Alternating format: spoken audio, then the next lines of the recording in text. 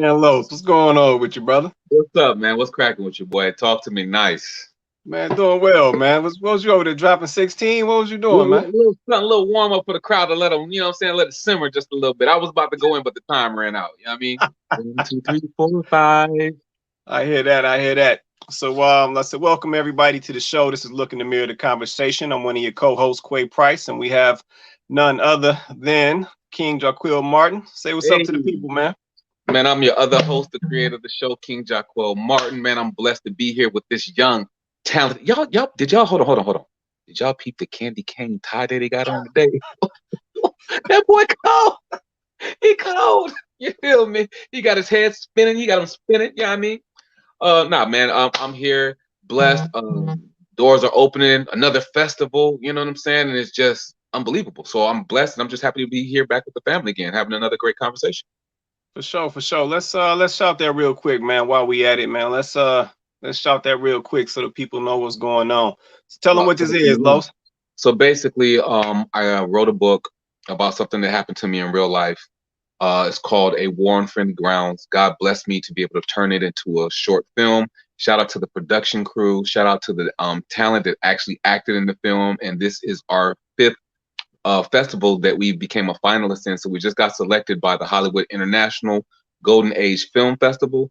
So, I mean, just blessed, man. You know what I'm saying? I've never done this before, and now embarking on this journey, man, so many doors are opening.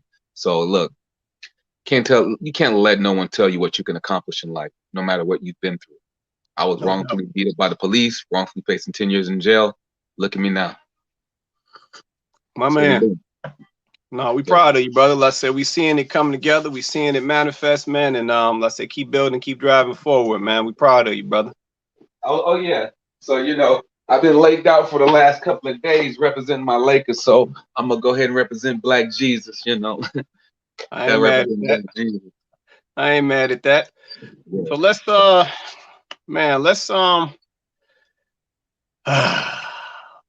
into it, man. Let's get into it, because I know the people waiting. You know what I'm saying? The congregation, they hungry. They want to be fed. So let's get into this, man. So we want to do this show today, man, because, man, it's just a lot going on out here.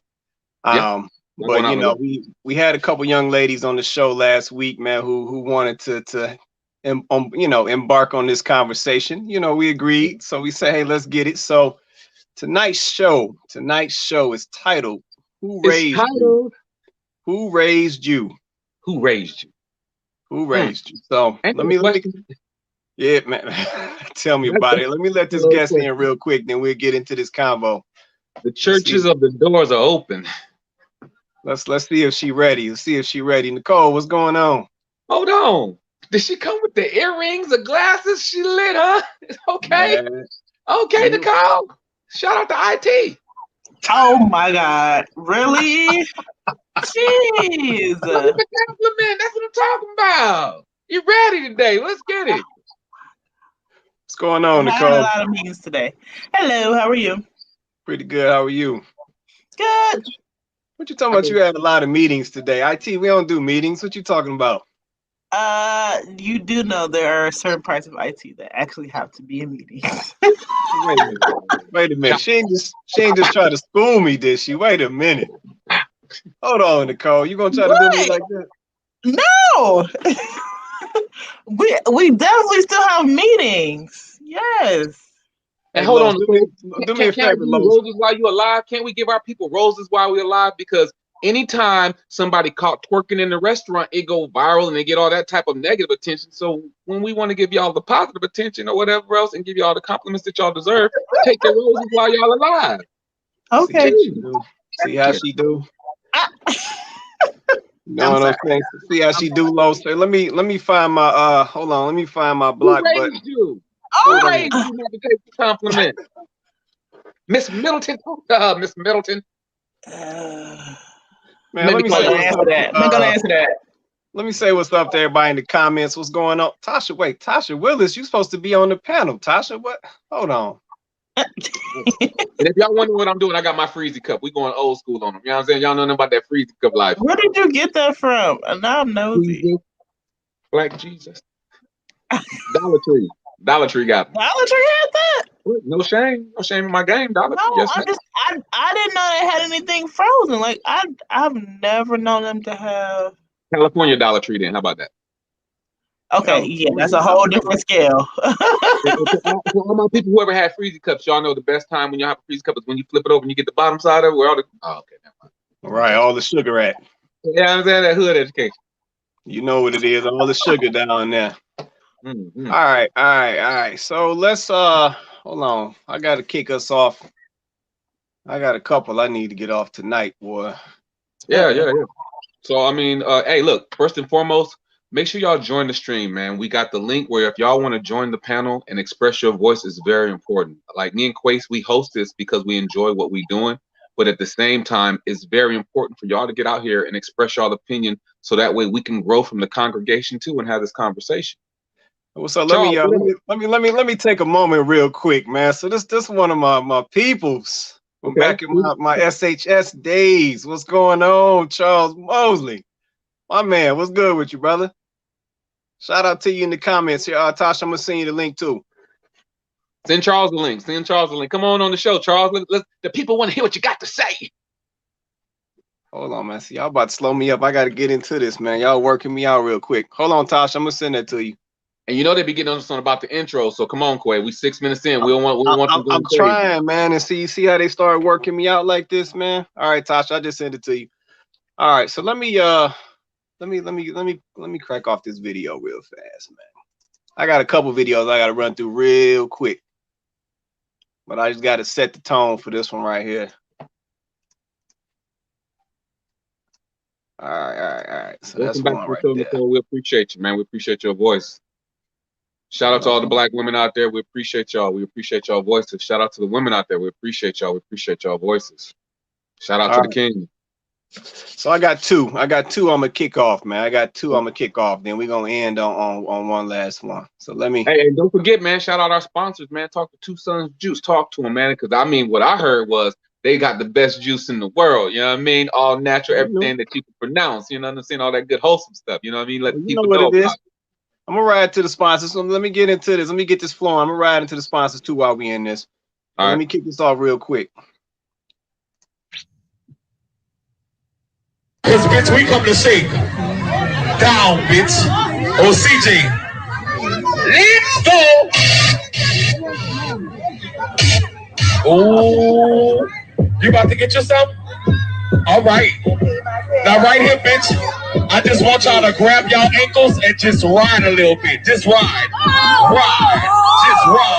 Just ride. Bend over, ride. Just ride. You either been suck up and fuck up, tell it boy you love him. You either been suck up and fuck up, tell it boy you love him. You either been suck up and fuck up, tell it boy you love him. You love him, yes indeed, because you fuck up. You either been fuck up and fuck up, tell it boy you love him. You either been suck up and fuck up, tell it boy you love him. You either been suck up and fuck up, tell it boy you love him. You love him, yes indeed, because you fuck up. That's your boy, got your bucket for your boy. That's your boy, work it for your boy. That's your boy, baby, daily, that's your boy. That's your nigga, work it for your nigga. That's your nigga, that's your uptown nigga, to the downtown nigga. That's the nigga, walk it, that's your nigga. That's the nigga, working to shake it, you rock it, hand, yo. That's your nigga, only physical. That's your nigga, that's the nigga, hot nigga, that's the nigga, you break it to shake it, you rock it, that's your boy, that's your boy, that's your boy. All right. So of course the topic of tonight's show is who raised you.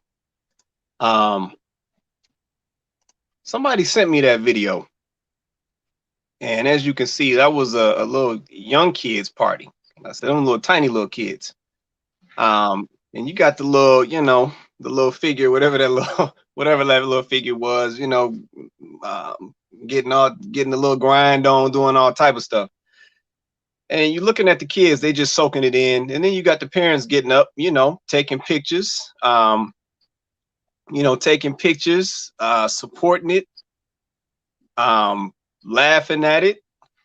I mean, like I said, this is a kid's birthday party. So this is what the kids are getting injected with at the birthday party. So yeah, like I said, we got a couple angles on this that we're gonna hit tonight, but I wanted to start with that one because I know that there's this saying that goes around that, you know, that it starts at home, right? So it starts with the parents and all of that, right?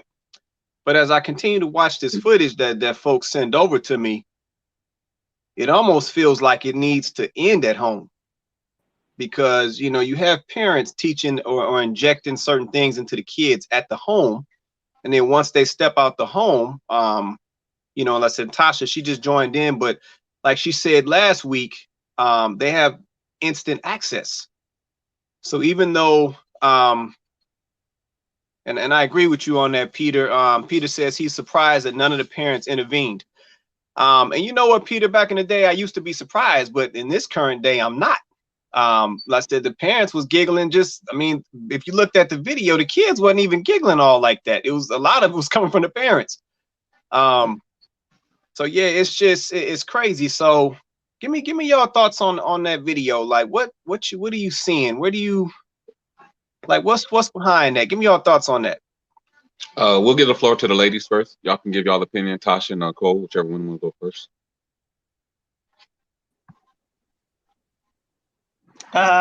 Sadness, if you ask me. There is no way I will be playing that at a kid's birthday party, let alone an uncut version. Right. Let alone have a person in a childlike character doing that. I can remember me having Barney at a backyard party and the children's songs that we listened to. Oh, way in relation to what was played in the video. So, I mean, it's disrespectful to me, and it's a poor reflection of the parents, for sure. I feel that. Why do you think because see, I think the challenge is why do you think the mamas are like why do you think they allowing it?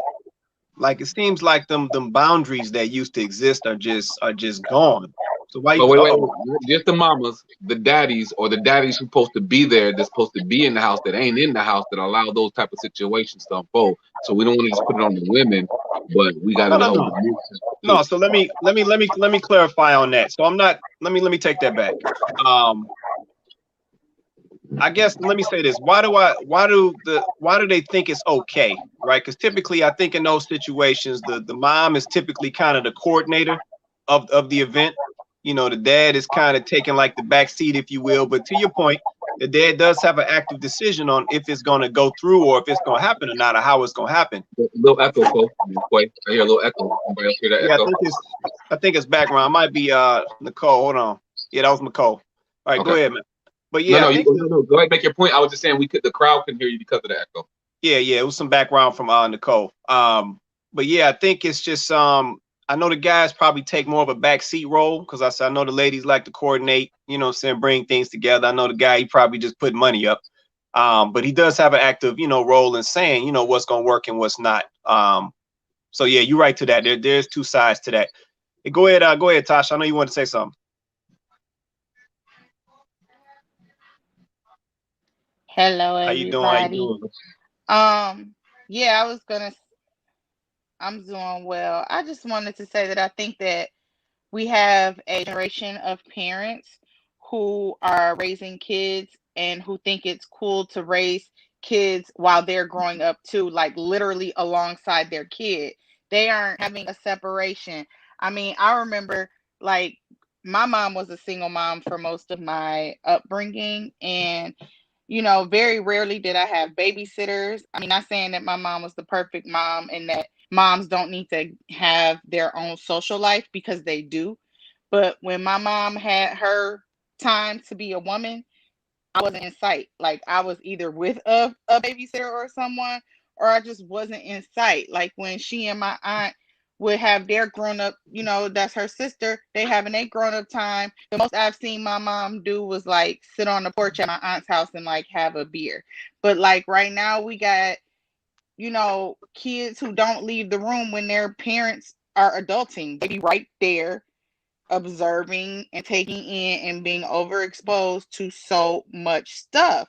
So you got these kids who like, mommy, I want the person at twerk to come to my party, and these mothers thinking that they not keeping secrets or they hiding anything, thinking everything is okay, are like, oh yeah, like, yeah, we can have a twerking Barney doll or whatever. Like, they just not separating, you know, having a child in a child's place and adults having adult time. Right. And I feel that because I know definitely when I grew up, you know, once the grown folks, you know, I know back in the day they used to do what did they call it, like a little Keno party. You know what I'm saying, playing for pennies, whatever they was doing. But you know, it's like once the folks started walking in and the Crown Royal came out, it was time for us to go upstairs. And we knew what it was, you know what I'm saying? So once the adults, to Tasha's point, once the adults got together, I said, and it was Keno, it was dominoes, it was whatever, but once they got together, spades and everything else, once we got that cue, it was time for us to go on upstairs and either play the game or get in the bed, whatever, you know, depending on what time it was. So no, she's definitely right on that one. You want to say something, Los? I look at it. I'm not even looking at the children first and foremost, bro, because I'm not blaming them because I believe the children are innocent. I'm blaming the parents. I'm blaming the actual adult that's actually performing the job. I'm blaming us as men not having a standard for the family, not being there in the family, and saying that this is not going to happen in my family. I blame the fact that sometimes as parents you want to be the cool parent. You want to raise your child as if they're your friend, and they're not. They're your child, and there's a difference. And when you don't separate the line, these type of situations happen. Growing up in the hood, you see this. Don't get me wrong. You see little girls twerking. They used to have back in the day when I was young, that little hot shorts, and everybody would be outside having their dance parties. But that right there, that's a whole different level of disrespect. That's a whole different level of access. That's a whole different level. That's a grown person grinding on the ground in front of a child. That's ridiculous. But here's the thing, Quay, it's just not happening at the parties like that. It's happening on social media, YouTube, and everything else that these children have access that we didn't have access to like that when we were growing up. I had to check my son's iPad one day to see what he was looking at. And they have grown people dressing up as little kid characters doing sexual events on YouTube. I forgot exactly what it's called, but they have them dressing up as every little character that we know that we grew up as children watching. But they're performing, you know, the same thing that you just saw in this video. It's disrespectful. It's ridiculous. I think it should definitely 1,000% be blocked by YouTube. But you have some people at the top that like pedophilia. Right. And it's horrible. But here's the thing. This is why I want to put a big onus on us, right, as men. I feel like this is what happens when we ain't doing our job. So this is what happens when we at home. I feel this is what happens when we don't take care of a covering of our woman the way we should. And I'm not acting like I'm, oh my God, I'm all of that. If I don't have no flaws or if I'm the perfect that, because I'm not. But I have to be able to be real about accountability and responsibility and towing the lines of what we need to do as men and how we need to be in the household to be the covering for the woman. So that way she ain't out there struggling on her own, because if you can lay down to help create the kid, you need to be there to help take care of the kid. You know what I mean? Child support or those different type of things just isn't enough. So I do want to put a big onus on us. If we are supposed to be the reflection of leadership, how can we have any leadership if we're not in the home doing our parts? You know what I mean? So I take a big onus on that. Because even if a woman wanted to plan that, it's your job to say no. No, we're not doing that. What are you talking about? No. We can do this. It's your job to help set a standard. You know what I mean? So if there's no one to help set the standard, and you have a woman out there struggling on her own, doing everything on her own because the father isn't there doing what he's supposed to do, what do you expect that's going to happen? Of course, it's not a surprise. It's not a surprise because we're not doing what we're supposed to do. We out of order, so everything else is out of order. Let's call it what it is. No, I feel that. Let me welcome Joe and Chloe to the show. Let's say welcome. Did y'all want to say anything, or are y'all good right now? Hi, guys. Hi. You know what? Hey, you know what? This is kind of touchy for me because I'm not a parent. I chose not to be a parent. So? Well, I tell you what so means. so it means that for me, it's for me. It's good for me just to listen to everyone, then to give my input to something about who raised. If you're asking who raised me, I would tell you I had both my parents in the house because they back in those days, because I grew up in the 60s and 70s. Both in those days, they were both in the home. they understood the responsibility of having both parents in the home. My dad was a disciplinarian at all times, and my mom did everything else. But they also made sure that me and my brother had good home training. Which someone made a comment about home training, which I totally agree with. Right. And Charles did. Charles made a comment about home training. I don't see a lot of home training happening in some of these homes. And that was something my parents emphasized with me and my brother at all times. People talk about the way I speak sometimes, but part of the reason I speak the way I speak is because my mother had this long rule saying, "I don't want to hear ain't 20, 12s or 12." That was her line for us. And that goes into home training. That goes about raising children. And I think a lot of people want to have babies, but they don't want to raise a family. Talk about it. And there's a difference. And that's why I answer whoever says so. That's why I knew I didn't want to raise a family, because I know the difference between making babies and raising a family. I learned that from watching my parents. And I totally agree with that, but I feel like you're still. And I feel that this was my responsibility to not only to myself but to society in general. That if I can't live, or that I don't feel to live up to that type of responsibility, then it's not going to happen in my life. I also want to do this too, Quay. I want to give Joe his roses. So shout out and congratulations for booking that job. You know what I mean? Thanks, man. Thank you. Shout out to you for booking another acting job, having more success, fulfilling your dream. I just want to make sure that you get the same type of credit when I'm sitting up here and I'm announcing, I got another film festival. I want to be able to announce everyone else's, goals and dreams and accolades that come true. So big shout out to you, bro. Congratulations on that.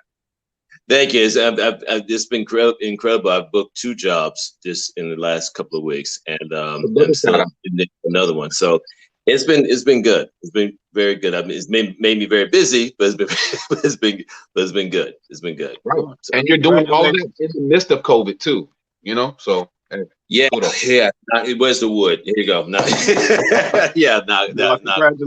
Congratulations to you, Joe. Let me let Nicole. Did you want to respond? Sure. I was going to say not necessarily so, but you're still possibly an uncle or something to someone younger than you. So to what you said, I'm still on the fence on if I actually really want to go down the road of having children, but whatever that case may be, for whatever reason, I still put on myself the responsibility to set a good sample and view for my nieces and nephews, for sure. So, of course, that's nobody's choice. That's mine. But I see a reason to do that because I want to continuously show them something different, and that a pathway is different that is something that could be a little bit unfamiliar to them. Same with my brother and sister who are 16. My life is completely different than both of their parents and a lot of their family members. And I, again, decided upon myself to say, hey, you're going to represent yourself in this way so they can continuously see that example, so they have something to look up to and someone to ask the other questions to. So not necessarily but there is still a responsibility to me. I agree with that. And my younger brother, he doesn't have kids. Because that's why it says it takes a village. No, I'm sorry. I'm just saying my brother and I don't have kids. We never had kids. So, but yeah, we have cousins and so forth that we try to be as responsible as we can if they decide to listen or pay attention. But yeah, that's a good point. It's a very good point. We all have to set examples for other family members, even though we may not feel that we do or not, but we do have that responsibility. But also let the parents be the parents of those kids too. I don't. That's where I go with this. But anyway, somebody else was talking. I'm sorry, I didn't want to cut in. Go for it. Yeah, let me grab some of these comments real quick. Just saying, that's why that saying exists. Oh, go ahead, Quay.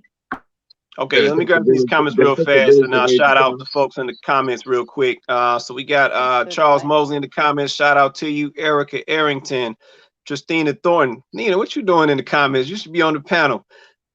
Peter, what's up to you, man? Let's see who else we got in here. Tweet Bell, Tweet, what's good with you? It's been a minute. So yeah, shout out to everybody in the comments. Let me grab a couple comments real fast. Let's see. Charles says, as a father of 3, I have very strong feelings about parenting my Black children, 2 girls and 1 boy. Now I feel you on that, Charles. Nina Thornton says, what happened to the village? Because I know back in the day you would have had grandmother, auntie, neighbor, the neighborhood mom who would shut that mess down. Now, I definitely agree with that. The village is definitely broken and definitely has disappeared in certain instances. And also Charles says this ain't back in the day, though. Values are different. Mm-hmm. So, man, Charles, that presents a good point, man. Why are the values different? So if we all kind of grew up, because right now a lot of these kids are the next gen after us. So why did the values change? Because like I said, we can sit here right now and watch this video and say, nah, this is some garbage. I would never let that happen. But it's happening. Mm-hmm. So why did the values change? Like who decided we was going to change the values, or who relaxed the standards that we used to have around what we did and what we involved ourselves in? So, anybody respond to that in the comments if you want to. I actually wanted to kind of touch on, and I don't know, you guys, I know I'm late. So you guys might have already brought this up, and it's sort of a piggyback on what Tasha said about the whole, parents having their, adult time, they're adulting, and the kids are still in the room. Like, I think I also see a lot of parents want to be their kids' friends instead of wanting to provide that parental guidance that's supposed to be there. Now, there's nothing wrong with being friendly with your children and making them feel comfortable to come to you and talk to you about things. You definitely want that relationship. You want that closeness. But I think that we're having a hard time understanding that there still has to be boundaries. And I don't see the boundaries anymore. So when you talk about the values, that was different. Like, our parents were our parents. Like, they might have joked and played with us and things like that, but our parents were our parents. We knew what boundaries not to cross. We knew what not to say. And even if we tried it, okay, it probably wasn't like the first and the last time we tried it. I mean, it was just that order, like that structure that Carlos mentioned, that King mentioned, was there. There was a certain structure there. Like you respected your parents, but not only that, you respected all authority. That's why, grandma, auntie, uncle, neighbor was able to say something to you if they saw you somewhere. Like, your neighbor could say something to you if they saw you in the street acting a fool because they knew your parents. You lived in the same neighborhood. Families have known each other. So they felt comfortable to speak to you, and you as a child would respond to that because you knew it might as well have been just as good as your grandma or your grandpa or your own mama and daddy saying that to you. Like, it was just a certain amount of respect. And I think that we have lost we've lost that level of respect. But when you got moms in videos twerking with their daughters, how is that daughter supposed to have respect for her mom when, she's just putting her mom on her same level? Are we on the same level? Like, we doing the same thing. Like, the boundaries aren't there. Like, the respect isn't there. So I think that's why you see this almost like degradation of values, because we've just strayed so far away from the family structure. Like, the family needs that structure. And King said it earlier, like, you need the man at the head and the mom. And it just, the family structure it works best that way. I'm not saying there are some single parent homes and some strong single women and some dads that are doing it on their own. So I am not at all taking anything away. I think that you totally can make that that structure work. I'm not saying that you can't, but I feel that that's why it tends to always be a little bit harder, though, and a little bit more challenging when you have that single parent home. Doesn't mean it's impossible. It's certainly not impossible. But I think, that family structure is important. And if you're going to have, a single family home where maybe it's just a mom, then mom, you have to be mom, and dad even, but you can't be friend, best buddy, bestie. Like, that's not the role you need to step into. Like, you need to be mom. You already got to be mom. You already got to be dad. Now you don't need to be bestie too. Like, we doing too much and not doing necessarily the right things. Facts. No, I agree with that. Let me welcome Peter to the show real quick. How you doing, Peter? Gotta unmute yourself, man. Mute yourself real quick. I'm doing pretty good. How's everyone out there doing? Hey, we good. We got to have you, bro. Doing well. Let me thanks for having me. Let me get Joe real quick, and then we're gonna segue into another point of this discussion. Go ahead, Joe. Let me close that out after Joe goes. All right. Okay, what is the balance? I don't understand the fact about parents can't be friends with your kids. I believe that I absolutely agree with that, and I also conversely, I don't think that when it's hard for me to talk to my parents sometimes about certain things because they're going to be set in their ways, and I get that. I guess my question is, and I'm talking to people who are parents here, because like I said, I'm not a parent. So where do you draw the line between not being friends with your kids and allow your kids to have open discussion with you? That's the question I always have, because I think a lot of times these parents are letting their kids go do things their own way, and it's because they never had open discussion with their parents, in-depth discussions about anything. Their parents only look where the disciplinarian is, say, do as I do, don't do as I do as I say, that type of thing. And there was no open communication. They didn't feel the need they can talk to their parents about anything. They just figured, you know what, I'm just going to keep my head low and just do what they say. And when I'm 18, 19, I just go out on my own and do what I want to do. Where do you build that balance? Because I think that's been part of the problem, in my opinion, but why so many parents want to be friends with their kids, because they don't want to have that same type of dynamic with their children that they have with their parents. Go. I'll take that. I think that comes from slavery. When somebody does something wrong, beat them, shut up. It's grown folks' business. Do what I say, do what I want to do. And I think that's passed down through to tradition from how people are raised, right? So I think a parent should have those conversations with their children, because the conversation is going to be had regardless, with you or without you. I think parents should have open platforms where their children should be able to come to them and talk to them freely, openly, to understand exactly what they're going through. Because if you always shut your child down, if you don't never want to listen to what they're going through and everything else, there's going to be a cause and effect for that. There's going to be a reaction to that. And then how you treat them will be how they react when they get older. And then it continues to get passed on and on. So I think parents should have. Sorry, King. I don't understand the slavery connection. I don't. So, okay, this is what I mean about slavery, Joe. When a lot of times in the households or whatever else, when we get disciplined, we usually get beat, we get whooped. Getting beat and get whooped came from where? It came from how you treated slaves. They used to get beat, they used to get whooped, they used to get told to shut up. This is master, do what I say, do what I want to do, right? So when it comes to parenting, a lot of parents say, I'm the parent, do what I say, do what I do. The only difference is the parent is black. It's the same type of principle that it comes from. Shut up, do what I say, I'm grown. I don't have time to listen to what you're talking about. So that conversation never happens. And when that conversation never happens, then the kid feels shut out, shut down. And if the parent isn't going to listen, then the world is going to listen to them.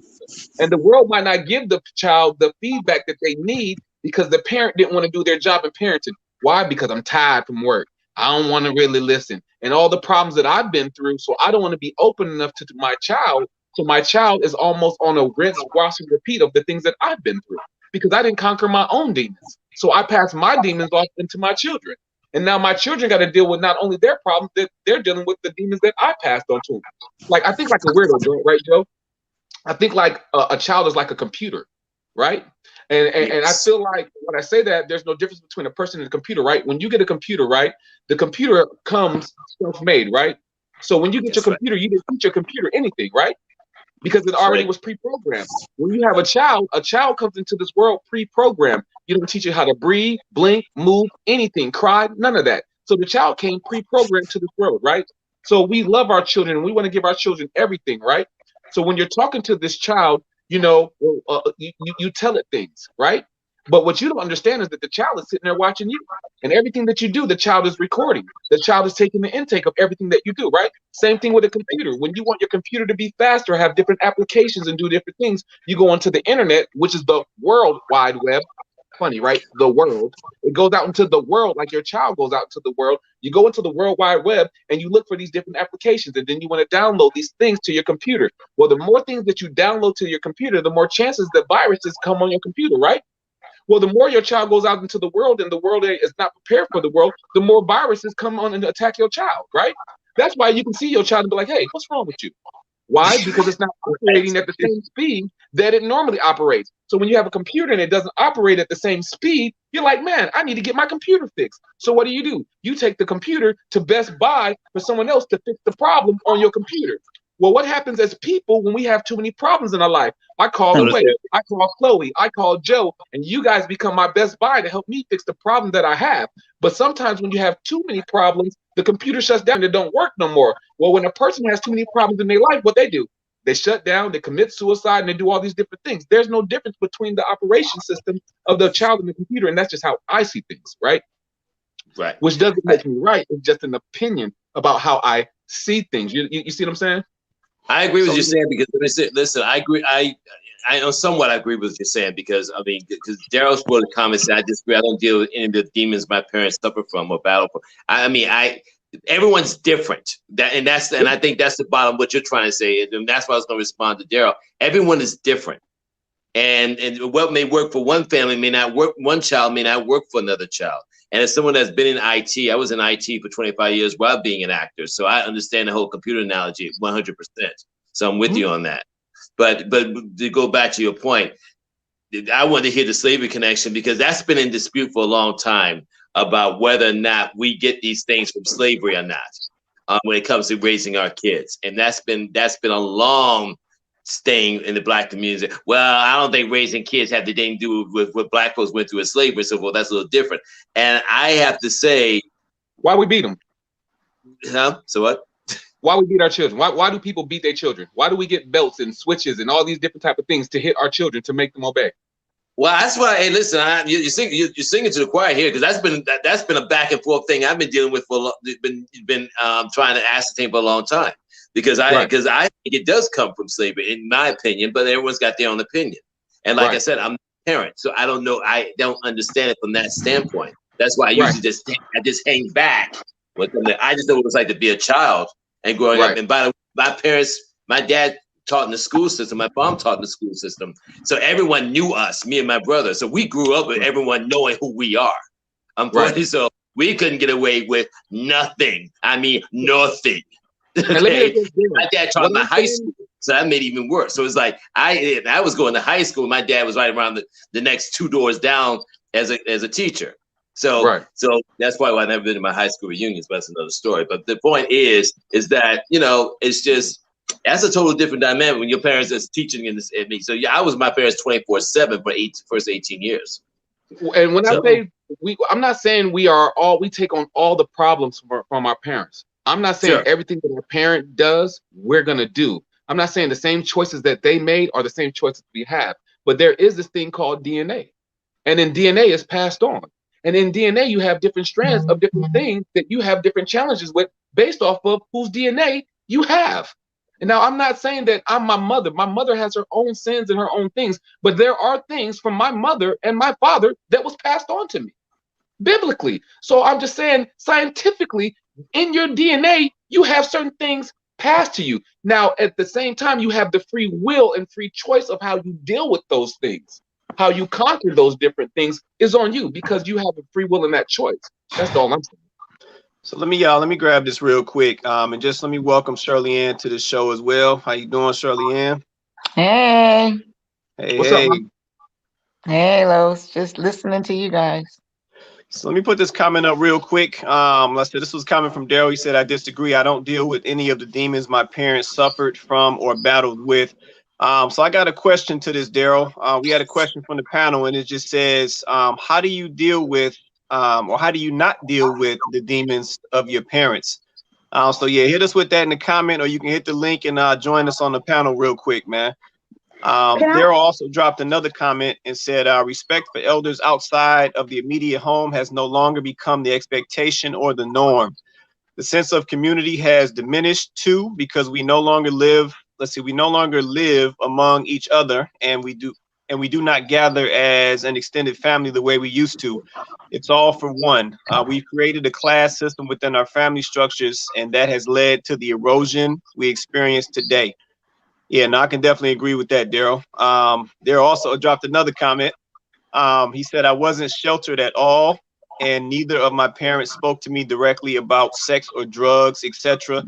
Now, my extended family, aunts, uncles, cousins, etc., did have those conversations with me, and it is because of the power and the collectiveness of family that Moral Compass was created. I also had a lot to do. It also had a lot to do with the impact of religion on my life. Which is cool. Okay. Well, that's dope. And thank you, Daryl. Join the panel. I mean, you have a great opinion. We would love to hear from your opinion and things like that. I also want to say one last thing. I think it was systemic just as well, because they told you that you couldn't discipline your child anymore. They told you weren't allowed to do a lot of different things to keep your children intact. So when they removed these different type of things from the home or whatever else, then how are you supposed to continuously talk to your child? How are you supposed to keep your child from doing certain things? Because now, you know, if you just, I'll call the police on you. I'll do this. It gives children feel as if they have power now to call someone on you to stop. Now, I don't agree with beating nobody, right? I do agree with disciplining. I do agree with taking things away. I do agree with having conversations. I do agree with not giving a child their privileges. You know you're not going out tonight. You didn't do your schoolwork. No, you're not doing this. No, there's no game. No, there's no social media. No, there's no phone. So I do believe that you have to be able to take things away to get someone to listen, because if there's no punishment, if there's no recourse, then a person's going to do whatever they want to do. And that's why we see what we see now. And we have children raising children. We have friends, parents trying to be. How can you be the parent and the friend? Those are two different words. Those are two different responsibilities. No, that's true. Let me let Chloe go. Go ahead, Chloe. Kind of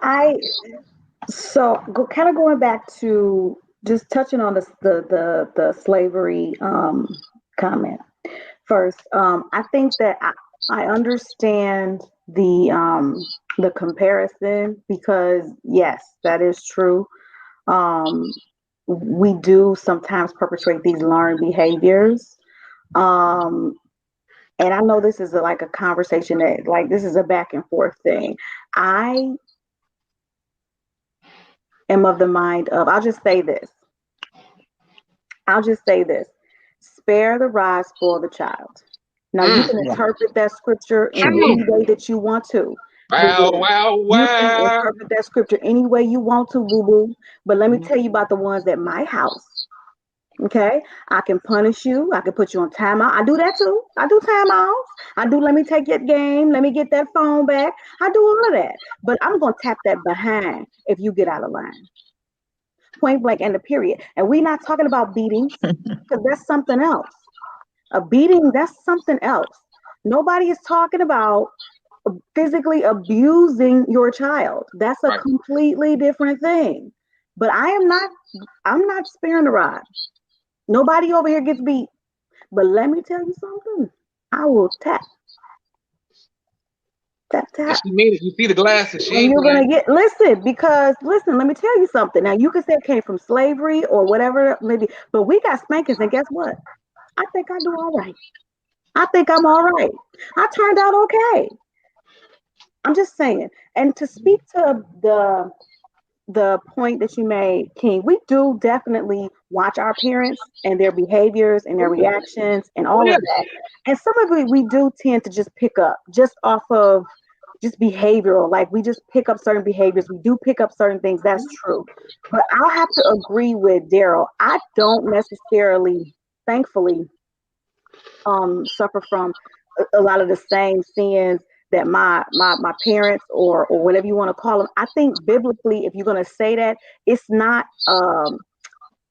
it's generational curses. I would say more than DNA is generational curses. Yeah. From a biblical perspective, if you want to go there, what we see a lot of people dealing with and a lot of kids dealing with is generational curses that have been passed down from generation to generation to generation, and no one has stepped in and broken those curses. That's what's happening.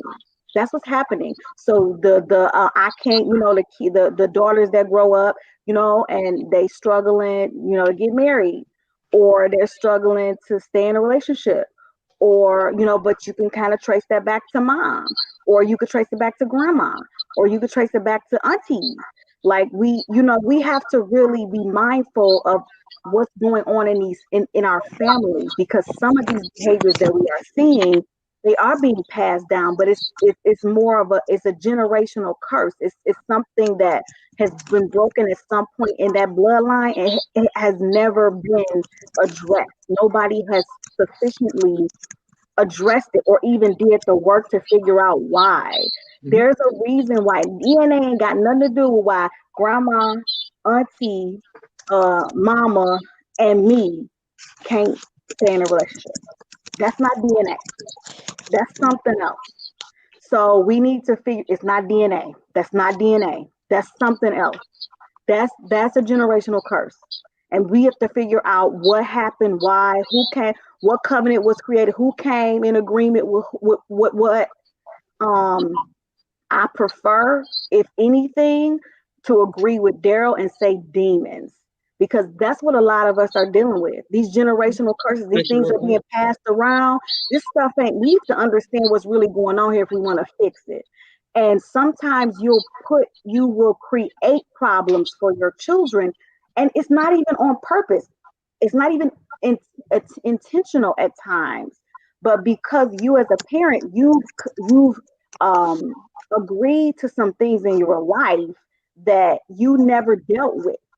And now, unfortunately, your child has to deal with those things. So I think that it's, I think if we want to talk about passing things on, then that's where, I would think we should take that conversation, because it's very real. It's a real problem. It's a real problem in our families, and we never address these things. We don't talk about, right? But yeah, I think as far as the discipline conversation, I think it's important. Now, you could choose to discipline however you see fit, but we don't spare no rides around here. Legally, she means legally. Let's grab Tasha, then we're gonna go to Nicole, then we're gonna switch up topics. So go ahead, Tasha. I was just gonna say another thing too is I think the gentleman in the comments, I think his name is Daryl. Mm-hmm. If I'm not mistaken, he said this or something similar about the environment, and Chloe and I think Tristina in the comments, everybody mentioned the village. Some of it too is like, what are we exposing kids to? Like, I know a lot of single moms who are around nothing else but single moms who are kind of in the same plight, and then you kind of form these trauma bonds and you kind of commiserate together. Whereas, we had certain things in my era, like A Different World, where, Black love was celebrated and put on Front Street. And then we had The Cosby Show, where Black love was celebrated. And they taught us that you could be a lawyer and a doctor and, have a quality life and build a family. And so a lot of it too is, have we found relationship models if we are single parents? Have we found relationship models that we believe in and that we trust, to expose our young people to say, hey, I'm sorry, I couldn't give you this kind of two-parent household or this kind of environment, but we're going to surround ourselves with families, with people who do have these values, people who do have the two-parent model. You know what I mean? I think a lot of these kids just aren't exposed to some of the things they should be exposed to. Like, they've lost like the basic manners. I grew up calling married people Mr. and Mrs. These kids be calling you whatever your government name is. I don't care what age. I don't care who's introducing them. You know what I mean? They don't even put the miss on the front. It's really out the window. All of those little things that, build standards have gone out the window. Right. No, I can agree with that. No, those definitely those like you said, those small, those respect pieces that we were taught, those things is just literally out the window. And then too, the adults that they're speaking to are accepting it. You know what I'm saying? Back in them earlier days, I mean, that older adult would be like, hold up. No, you don't call me by my first name. You call me such and such. But that doesn't happen anymore. So, definitely things have changed in that arena, and that's definitely part of the problem. Go ahead, Nicole. We're gonna get you in too before we switch up. Quay, but why do the parents back off? Because there's a reason why. Because they were putting consequences on the parents that wanted to do the discipline. You know what I mean? And there were consequences where it put the parent in a second guessing nature not to discipline their child the way they used to. That's true. Yeah, no, I think that whole, I still think that whole friend thing ties into this too. People wanting to be friendly with these young folks, and it's like you still got to set that tone as to what's going to be accepted and what's not. But let me let Nicole get this out. Go ahead, Nicole. Okay. So I'm sitting here freezing, trying to turn this heat on and make background noise. I tried to send a brother over to go and warm that on. See, never mind. We'll come back to that.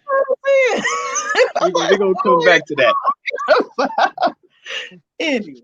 But no, go ahead though. Go ahead. Okay, so a little bit to I think it was Daryl's comment on how he said he did not have to deal with kind of those like past demons and issues of his parents, and a little bit to Chloe's comment about the generational curses. So my really heartfelt question is, how do you then, like, let's say you really don't have religion, or you're just shaky because your family didn't, like really keep you involved in that, and right. Really don't have family that are on the path of what you're trying to do. How do you really begin to do the work to break those generational curses? And then considering you have them all at once, like, hey, I know I want a good relationship, but I haven't seen it. I know I want this education. I've done it, but what's next? Like, you're trying to figure out how to navigate your way. You're trying to navigate your way to make sure you don't fall into those generational curses. But like, it's so much work to do to make sure you don't fall into those traps. So it's like, how do you really begin to do the work? So let me let you want to actually, I want Chloe. I want you to respond to that one real quick. Then we're gonna hit you low. So I said, then we're gonna flip topics. Mm-hmm. So Chloe, how does she begin that process as you try to break those generational curses that exist? I think the first thing is, which you're obviously already there, is actually recognizing what the generational curses are in your family, because we all have them. There's not a person walking this earth that does not and has not inherited a generational or ancestral curse. Like, there's not a person that hasn't. So it's about us recognizing what we did inherit. Like, what have we inherited? And you can kind of go back, and once you start digging and saying, okay, you know what, so and so, yeah, he don't like to work, and his daddy don't never work, can't keep a job. Like, so you just start going through and you start kind of putting it together, and you're like, this is something that has been passed on from generation to generation. So once you recognize what they are, it definitely is a spiritual thing. Like, you do, in order to tap into the ability and the power to use the Most High's spiritual authority, in order to, because that's what these are. These are, when I say curses, this is real. These are spirits. Like, you got to get these spirits up off of you. You have to get them up off of you. And the fact that matter is, nobody has done it, because maybe the people before you that were struggling, they didn't realize that that's what this was. So once you come to the understanding that this is what it is, you have to, I don't want to go get too deep in the church with y'all, but you got to rebuke them spirits, sis. You have to rebuke them spirits and get them spirits up off of you. You have to, but in order to do that, to tap into that power, you do need a relationship. with your creator. Like, you need a relationship with your creator. And I'm not talking about church. I'm not talking about you got to go join the church. I'm saying you need a relationship with your creator. You need to be praying about it. You need to be praying to him about it. Like, I recognize this is a curse that has been passed down in my family, and I need to get this thing up off of me. And not only could you break yourself free, but you can break your family free from those generational curses. You have that power operating under the spiritual authority that God gives you when you come to him. So, I mean, it starts with recognizing, and then it starts with, talking to your creator and saying, this is something that I got to get rid of. And there is no power greater than the Most High. You need to tap into the spiritual authority that having a relationship with God affords you. And I promise you, no spirit can stand against that, not one. But that's where we have to go. A lot of the people don't understand that these battles are fought. It's spiritual warfare. These battles are fought spiritually first, because everything and anything that happens in our life originates spiritually, first and foremost. And, it's not about having a church. I'm never going to be the one to tell you got to run up in somebody's church, because I truly believe that it's not about religion. It's about your relationship with your creator, not about what somebody else is teaching you. It's about, because once you have a relationship with your creator, he will give you the Holy Spirit, and the Holy Spirit is the only teacher you will ever need. That's it. I'm just saying. So I think first and foremost, that's what you need to do. You need to pray first and foremost. Okay. Accept God and pray. And I promise you, that will be the beginning of the end of those spirits being able to control you and influence you. They will not have any power over you.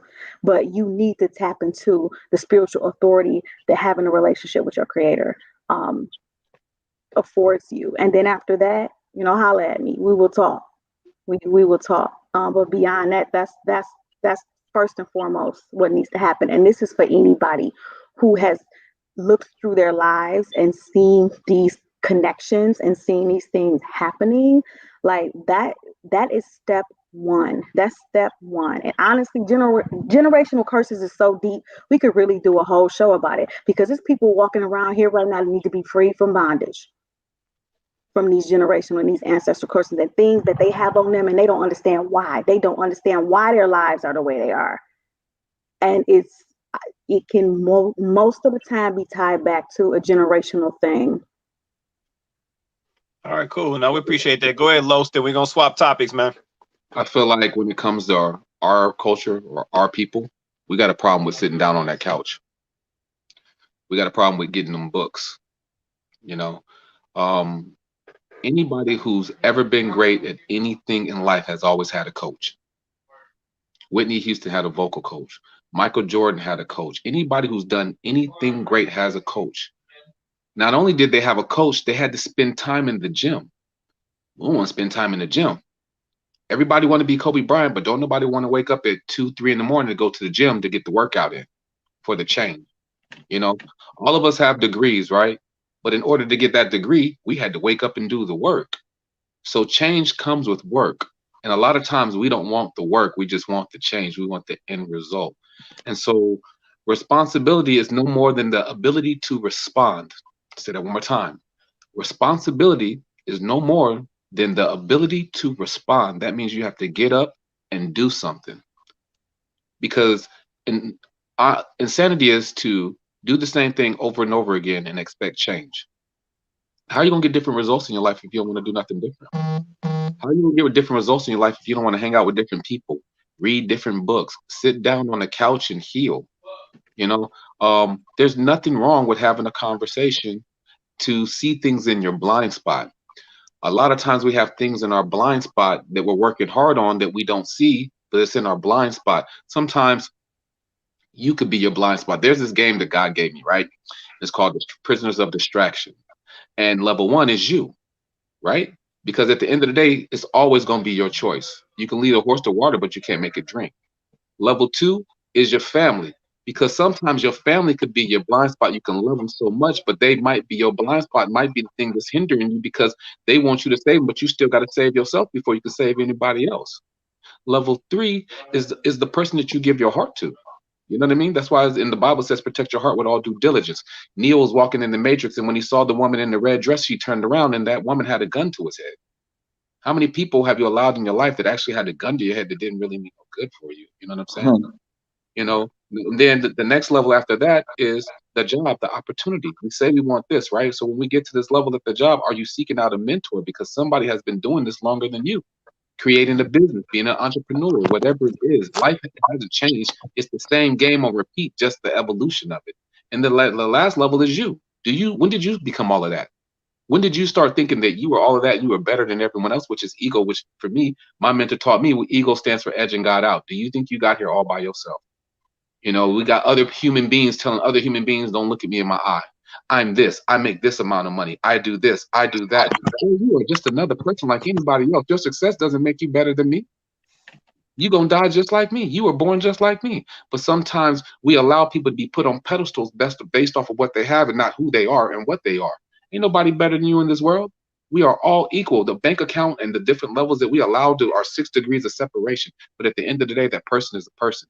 So if you want to do better in your life, I would tell you, you know, you might want to get some coaching in that. Find a mentor who's doing what you're doing. If they have different goals and you see yourself going down this road, hey, you might want to reach out to Chloe because Chloe might have some different tools that you might not have had access to growing up or in your neighborhood or around you. Like most of the time, kids in the hood are only in the hood because they don't see what's outside the hood. So they think the only options that they have is the hood. And so most of the time when people join gangs and everything else, it's for their absence of love. Because they're not getting love at home, they reach out there and they create love somewhere else. But that's fake love, that's false love. But fake love and false love can sometimes be better than no love in the person's mind. So all I'm saying is when you want to go somewhere, and all of us on the panel can answer this question. Have you ever said, you know what, today's the day I'm going to get my degree. Today's the day I'm going to get in shape. Today's the day I'm going to change my life. 2021, here's my list. And as soon as you do that, life throws everything at your way. And then all of a sudden you ain't working the list. You ain't doing what you said you wanted to do. And then you wonder why you ain't got to the level that you wanted to do. Your goal is right there in front of you. You just ain't reached it because you ain't walked the path.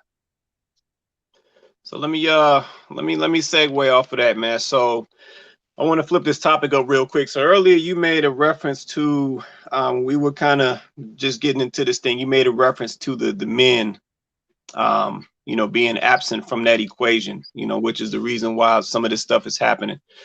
So I want to run this. I want to run this video. We're gonna segue into this next one. Small commercial break. You know, being absent from that equation, you know, which is the reason why some of this stuff is happening. That reason is because so I want to run this. I want to. Hold on, my bad. Hold on, my bad. You're all right. My bad. Hold on a minute. Hold on. I know what that is. Hold on. No, you're good. Yeah, that's coming from the other side. We want to give a special shout out to everybody that's watching our show right now.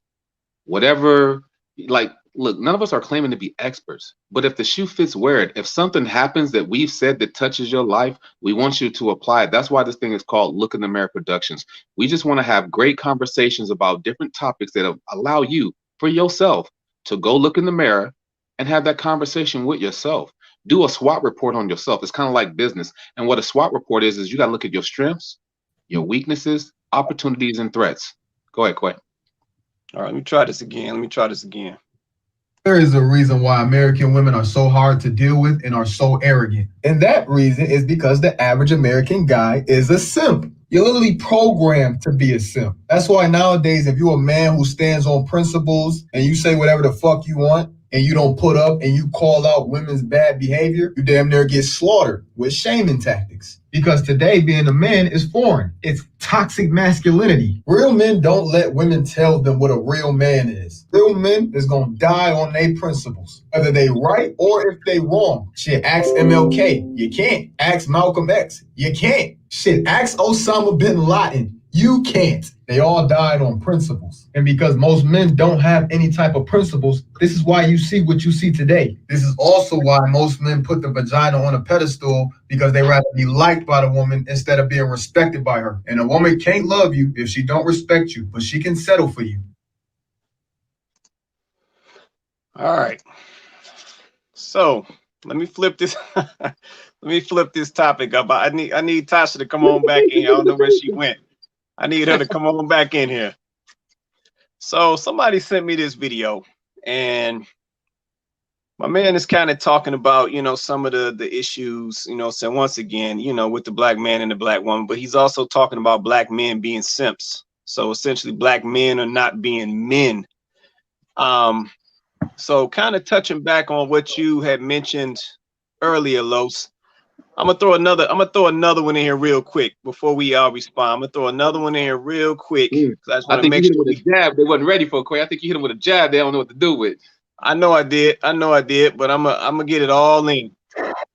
So this was another post that came in, and I want to read this.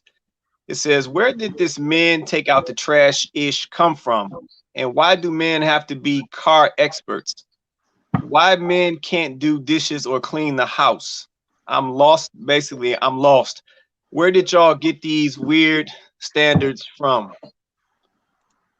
So let me flip this up a little bit. So I see Tasha with that look on her face. So let me flip this up. You want to say something, Tasha? I can see something. You want to say something real quick before I get into this? You quiet? The church is in morning. Nope, so take it away. I'll be here when done. All right, all right. So let's let Joe go. He over there, you know, Joe old school. He's shaking his head. He got some things he want to get off his chest. Go ahead, Joe. You want to say something, man? You know, it's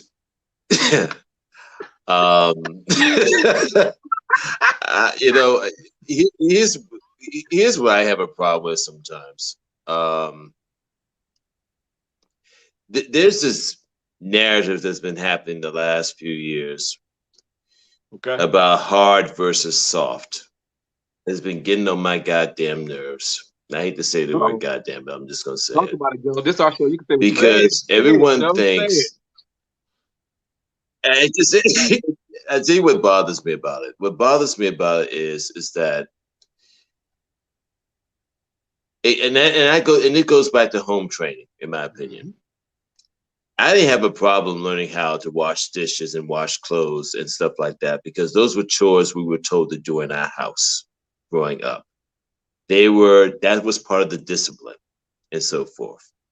But for some reason, you got some dudes out here that want to talk about what it is to be a man, and then they go to this whole thing about, it's almost as if they think they just came, when they came out the womb, they were in the Stone Age days when men were out there wrestling dinosaurs or something. I don't know where these guys come from and who influenced their minds and so forth. I don't think washing dishes make you soft. I don't know. I don't think that it's. I think the young man that spoke in the video, I don't know who he was. I think that he's. The first thing was he just sounded out of whack to me, and just in my opinion, just out of whack. And I don't think that there's nothing wrong with a balance of power. I don't think a balance of power makes you less of a man or more of a man. I think what makes you a man, in my opinion, is the fact being able to stand on your. I agree with standing on your principles. I get that. But when it gets to this whole thing about toxic masculinity and so forth, there are differences between men and women, obviously, and how we approach things. And there's nothing wrong with bringing out those differences.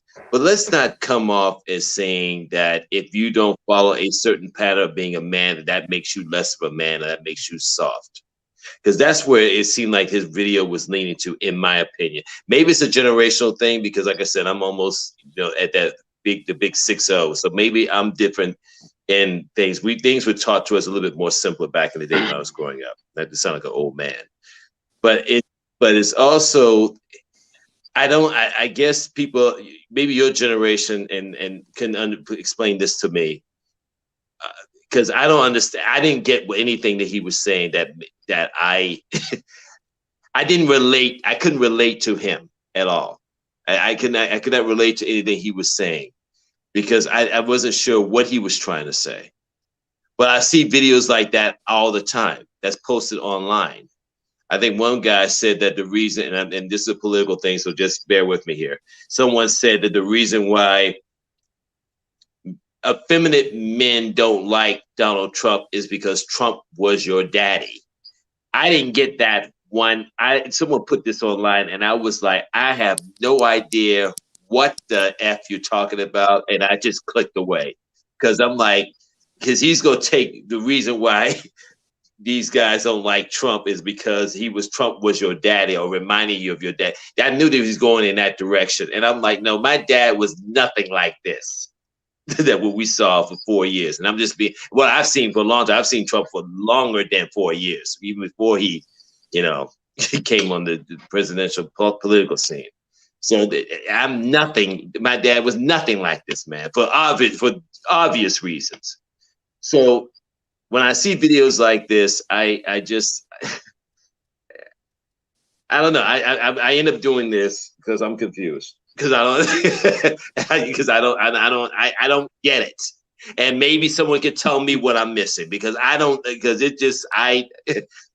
understand it, and I don't think that makes me less of a man by saying that. I don't get where he's coming from in his statement. So have at it. I'll just Chloe. Go on mute. Okay, I have actually a different perspective. Like I don't disagree with. Well, let me just go with my perspective. I have a different perspective. The first gentleman who was talking about, he made a lot of points that to me personally made sense, and I'm just gonna say, like I don't disagree overall with what he said. I'm sorry, but yeah, it's some pillows out here. It's some men disguised. Some pillows disguised as men out here. Like for real. Like what happened to? I like the way Charles said it. What happened to maintaining your household in more ways than just, like being the breadwinner? Like you can do that too, but they tie together. So first of all, I do believe that men have made vagina. Even though, I have a friend that says that pee is a powerful thing, but, have made it like they're, have made it like like they literally worship it. And because of that, a lot of men have gone soft. See, you guys can shake your head and disagree because that's not you. But no, you have to understand there's men out here that this man was speaking to. He wasn't speaking to the Kings and the Joes and the Koays and the people. He was talking to a specific type of guy. That guy does exist though. Like that guy exists. Okay. There's the soft dude walking around that, he real sensitive, he get offended real easily, that guy exists. Like he just want, a girl to be up under him. He want to be in a girl's face. He just everything that all of that is important to him. And he'll let her do whatever she want to do, run right over him and run right through him. He don't stand on his own 2 feet. He don't have, he don't have principles that he lives by. Like, he's logging into OnlyFans right make now. All the rules in the house, all of that. That's real. This guy exists. So this guy, the guy that he was talking about, that guy does exist. There are men like this walking around here. Like, I just want y'all to know, like, it's real. It's real. And he's right. A woman will settle for that because she can run right over him. She can just do whatever she wants and run right over him. But she will never respect a man like that. She will never respect a man like that. And that man does exist. That man does exist. Now, the whole thing about toxic masculinity, like, I do agree that unfortunately that label does get tossed around way too much. Not every man who stands up for himself and has principles is toxic masculinity. That's not true. That's not true. Now, there are some toxic masculine men out here. Okay? There are, but not every man who just, speaks up for himself and has a character and wants to, lead and, not every man like that is representative of toxic masculinity. And then the other guy, I have a different perspective. Now that I'm reading it, I have a different perspective about him too. The first comment he made threw me off when he was like, "Why men got to take out the trash and be car experts? Why men can't wash dishes?" When I read that, at first I was like, "Dang, what he mean? I want to take out the trash. He don't want to do nothing." But actually, I think he's saying, where does this uh, line in the sand get drawn, where men only can do car stuff and only can do trash stuff, but can't wash dishes or do the laundry? Like when I reread that, I actually see some. I kind of see something different. Like he said, why can't men wash dishes and do laundry? Like you can do all three. You can be a car expert, take out the trash. I want to wash dishes. That worked for me. I don't have a problem with that, but I mean, I think that a man should definitely want to do, I mean, I do think that a man should want to do things that are representative of maintaining a household, out in and out of the household. And yes, that does include maintaining a car, or that will include, doing some trash. That it does include that as well. So is it that you don't want to do anything and you playing this, oh, why can't I just do this? Because the truth is you don't want to do nothing at all. Or are you really truly asking, can I, what if I prefer to do dishes and wash, and wash the laundry, you know what I'm saying? And maybe pay somebody to do the car stuff. Like if that's the situation, okay, I'll work with you on it. But if you just trying to use the whole why men gotta do this because basically you just trying to be lazy, then I ain't with that. Okay, we feel that. So let me get Nicole first, then we're gonna hit Tasha. Go ahead, Nicole. Okay. So I definitely agree with Charles' comment in regards to what he does, and ultimately it is to maintain a household. Wait a minute. No, don't be gassing Charles up. All right, go ahead, Nicole. What? So no, seriously, on a serious note, when I think about like my own schedule, and if someone has asked like, hey, do you have this extra free time, or can you do this, or can you do that? I'm like, well, if these chores at my apartment was done, sure, but I have to work, I have another job, plus I have grad school. So, I mean, that's eating up most of my day. And I still have to sleep, meal prep, have clean clothes, take care of a cat. Like, and I think to add on to that, I guess, in the terms of femininity, if I'm doing all of that, do I really feel feminine? Wait, hold on, Nicole. Wait. No. What you mean? So you saying that Palmolive and all of that on your hands, that's not feminine? That's not attractive? Is that what you saying? I'm saying if I'm doing all of that in one given day, I'm not feeling fully feminine. I'm feeling exhausted and short-tempered. That's where he got to come in, with a little rub down and a little something. That's another show. We'll get into that later. I mean, I can't even get that, so my feet be hurting. I hear that. All right. No, seriously. No, I feel that. Let me get you, Tasha. I know you was next. Go ahead, Tosh. So I just wanted to say, like, I don't really understand people who seek to eliminate gender roles. And so, like, I'm not saying that, gender roles are limited to girls have to do dishes, because it's not even about the woman doing certain things. It's just about a woman taking on certain tasks. So, like, I think somebody mentioned, like, oh, you can just hire somebody to do XYZ. So if I say, as my husband's spouse, babe, don't worry about the house being clean and dishes being done, that don't mean I'm doing it. But I'm saying, as your wife, I'm taking on this role. I'm taking on this chore.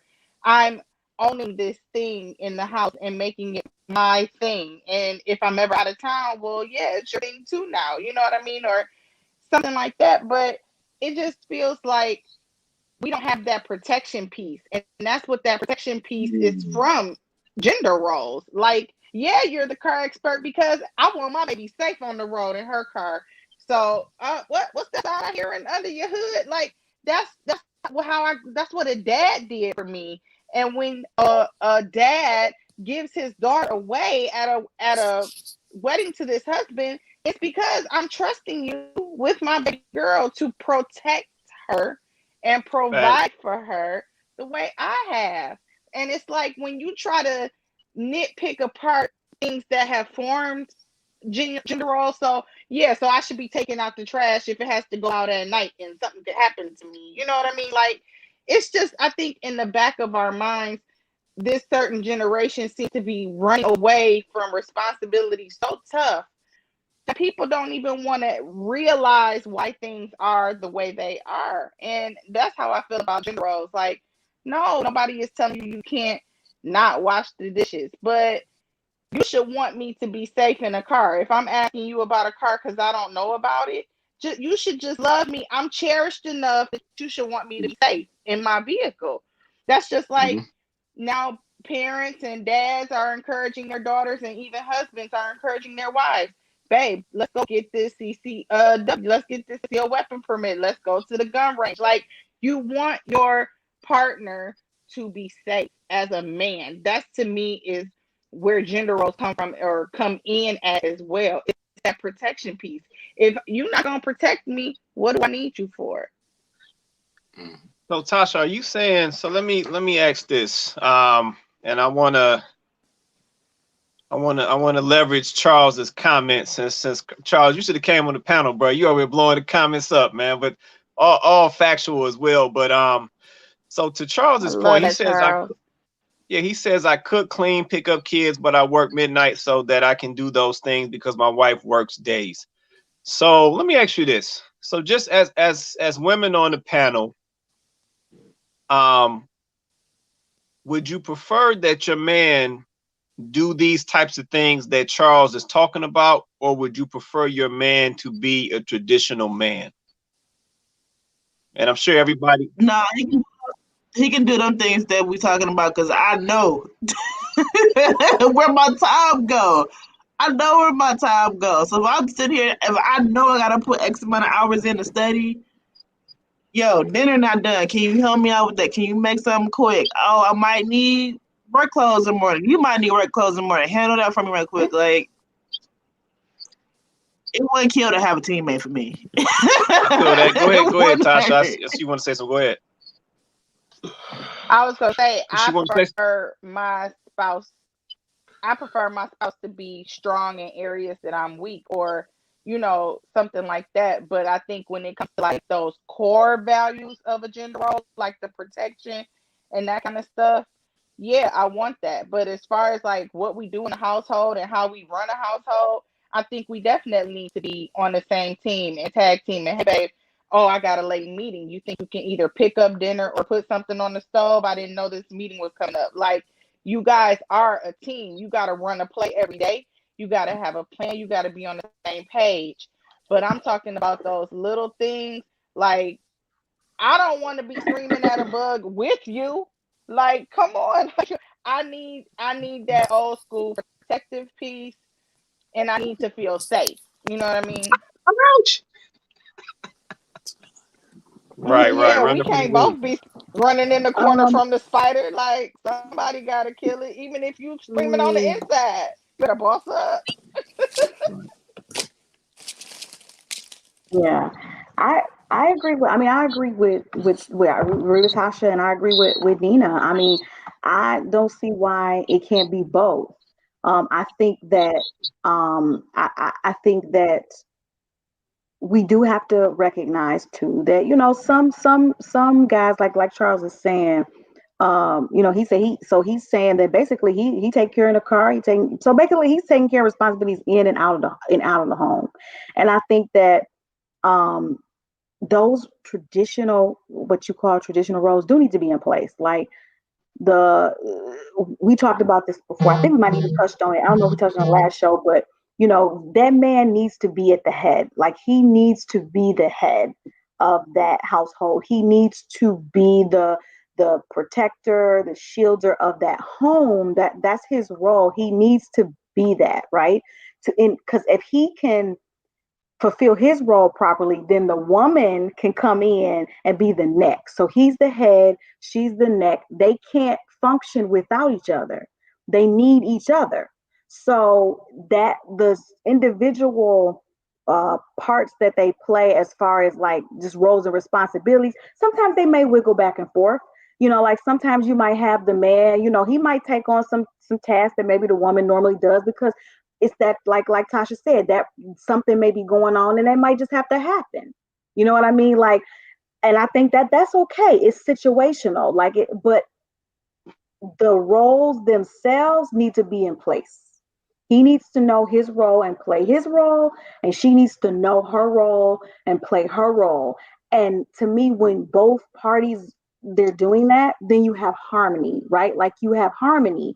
It doesn't, I don't agree with the silos though. Like, a man can only and a woman can only, because we all know that sometimes you put in a situation where, only is just not, it's just not feasible.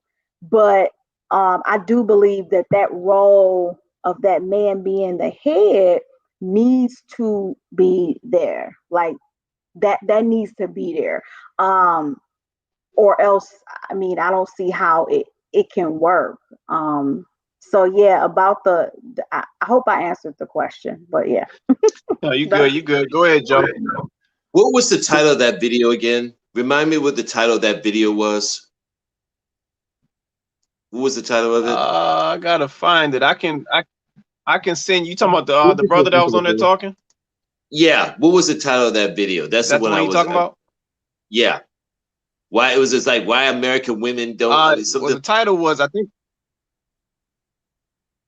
Yeah. We can send you that link, Joe. We'll get you why American women don't respect men.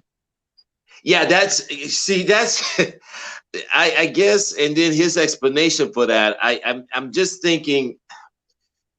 I'm wondering how many women are going to respect women. How many American women are going to respect him, given his explanation. That's what I'm wondering about what he said. I think that's the thing I'm struggling with, because that was the title of his video, and I'm thinking his explanation to answer that question, it just didn't gel with me for some reason, and I don't know why it didn't gel with me. And I gotta get ready to go, so I'm going to sign off, guys. But I'm probably gonna be thinking about this all night when I'm at work. But I'm just thinking his answer, his explanation for that just somehow didn't gel with me. I don't know why it didn't gel. I have to look at it again. That's why I'm asking you. I'm thinking it may be a generational thing. That's what I'm asking you guys, because I didn't get it in a way. I don't. I'll forward it. I'll forward it to you, man. I'll shoot it to you, man, so you can look at it again. But I think, man, the video actually points out something, right? So, a point was made earlier about women not wanting a man that they can run over. But I think we also have a situation where there's some women out here that do want a man that they can run over. And we're going to touch on that as well. So, but yeah, I'll send it over to you though. Okay. You guys have a good night. I got to run. Y'all take care. You too, Joe. All right. Take it easy, brother. All right. So let me mess with y'all women real quick, because y'all got me over here tripping. I got to put this back up. What's y'all issue with spiders? I don't understand. Why y'all can't kill no spiders? I mean, ain't no issue, because you kill spiders in our house. What? I'm good. What? Hey, I want to do a small commercial break just for a second. I want to give a special. Well, no, only because we lost one of our greats today. I don't know if everyone knows, but Tiny from Friday passed away, so we want to give Tiny his roses and respect. Thank you for everything that he's done, Mr. Tommy Lister. I apologize. Shout out to Friday. Shout out to everything that he's been in, and just for someone at that level to be doing the things that he's done, and the impact that he's made in different films, and it's just a sad day to lose someone of that level. So we want to pay our respects to him. His name is Tommy Tiny Lister. For those who know him as Debo on Friday. So sure. No, rest in peace to that brother. Rest in peace to that brother. Let me go here. Let me grab a couple of these comments real fast because they coming in quick down here. So Erica Erickson says, let's see, if you were single, you would do everything to maintain your household. So I don't understand when you're in a relationship or marriage why you wouldn't do the same. No, that's facts, Erica. I think folks, you know, when they get into some of these relationships, that go-getter or that enthusiasm kind of falls off, and folks get a little lazy. Comfortable. I'm comfortable now. I'm good. Exactly. They are creepy. No, hold on now, but you know what? We're gonna have a conversation around these spiders. We're gonna get into that at some point. But yeah, just man, I don't know. Like I said, I do think, going back to the brother's video, and tying this in, I do think a lot of brothers have gotten soft, right? I don't think men hold being a man in the same regard. I said, I remember growing up, and you kind of looked at your father, you looked at your grandfather, you looked at your uncles, and a lot of us, you know, for the most part, had some good examples of men. You know what I'm saying? You saw them working hard, you saw them holding down the family, holding down the house. You know, when somebody got out of line, you know, you saw your granddad or your father checking somebody. Like I said, you just had a good example of a man. And like I said, I'm not speaking for everybody, but just, you know, a lot of us had a good example of a man, you know what I'm saying, and what to want to emulate as we got older. And it was almost like an excitement to want to get older so you could be just like Pops, so you could be just like Uncle or just like Granddad, right?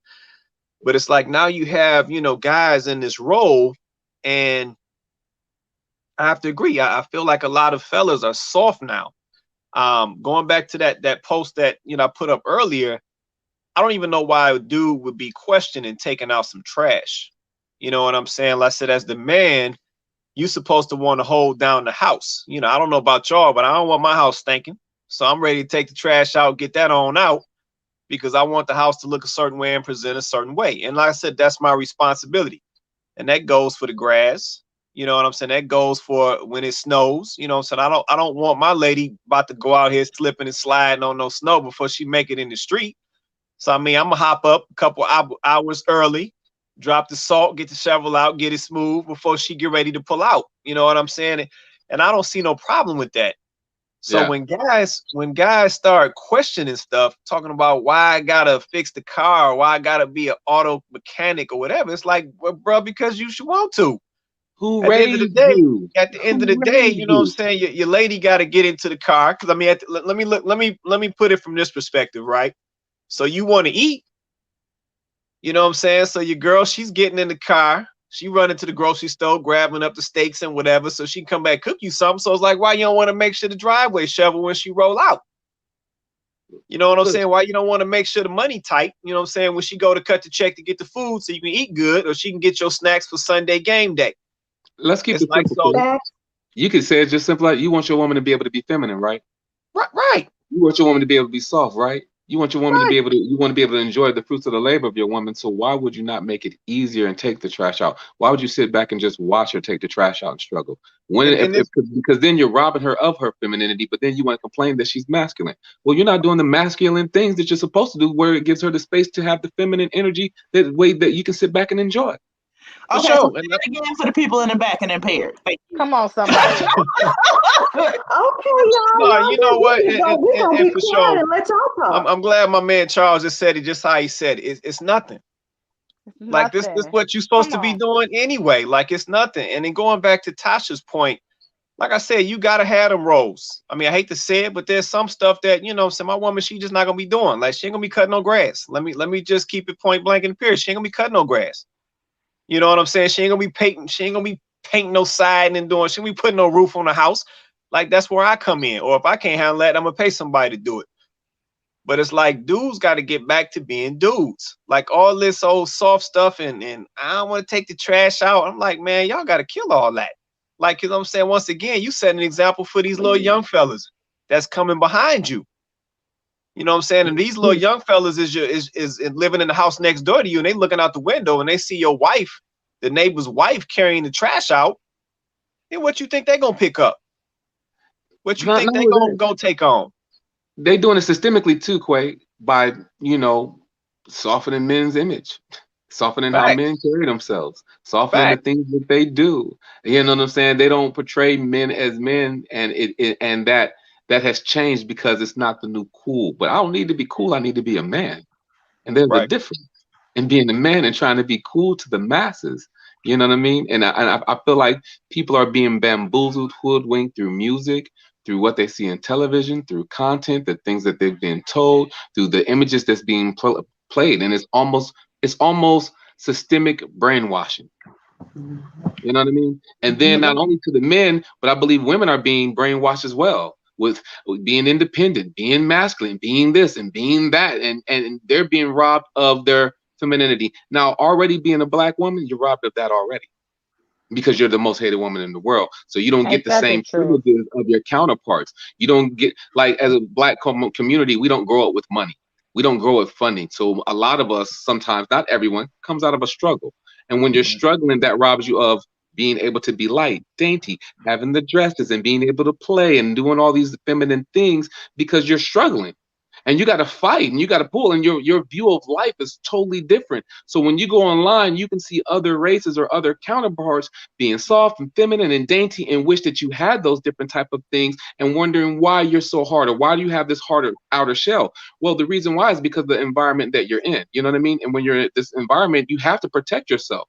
This is like the fight or flight syndrome. So it robs you of your femininity, of being able to be feminine. You know what I mean? And then when you have men on top of that not being men, it's even more so. Then you be like, yo, she's too hard. She want to be this. Well, that's what she has to be, because you're not doing what you're supposed to do. It's simple. Facts. Yeah, I sent that in the comments. I was wondering if you saw that. That was a question I had. I'm like, do you think it's a racial issue as well, where certain groups kind of already have that level of understanding, and they're just like, flowing into those roles is easier, as opposed to most minorities or people of color? I think so. I think I was just about to make a point about that. Like, as far as Black men are concerned in particular, like Black men, they want you as effeminized as they can get you. They want you, that's why they market this stuff to you. They market the rompers to you, male rompers. Now, where they do that at? They want y'all in the male rompers. They want y'all carrying the man bags. That's why you got all the Black celebrities doing it. They want y'all rolling y'all pants up to your knees and you ain't in no water. They want y'all walking around, with skirts on, I don't care whose name is on it, Louis Vuitton or anything else like that. It's a skirt. It ain't a kilt either. It's a skirt. I mean, they're marketing this stuff to you guys on purpose. They got your Black athletes and your mentors and the people you guys like and look up to and think is cool. They got them wearing that stuff so y'all can look at it and become confused. Well, if they're doing it, they play ball and they married and they got wives. I mean, they not, so it's cool, right? It's okay, right? So I can do it too. They got y'all out here wearing riding boots, with alligator bags. Y'all got, Hermes bags with scarves hanging off of it. That is foolishness. It's confusion, and it shouldn't be happening. And when you see stuff like that, that leads to questions like the young man asked, well, why do I have to take out the trash? And well, why do I have to be the one that fixes the car? Because he's looking at these images, he's seeing these things, and he's going, well, she wearing riding boots. I want some riding boots too. I want a charm bracelet, like straight up, a dude with a charm bracelet on. Like, so this is what I'm gonna buy you, boo, for Christmas. This is like, I got you, but don't even worry about it. I saw this heart with I'm gonna put your initial in the middle, and you gonna put that on your charm bracelet. I wish I would. It's disrespectful.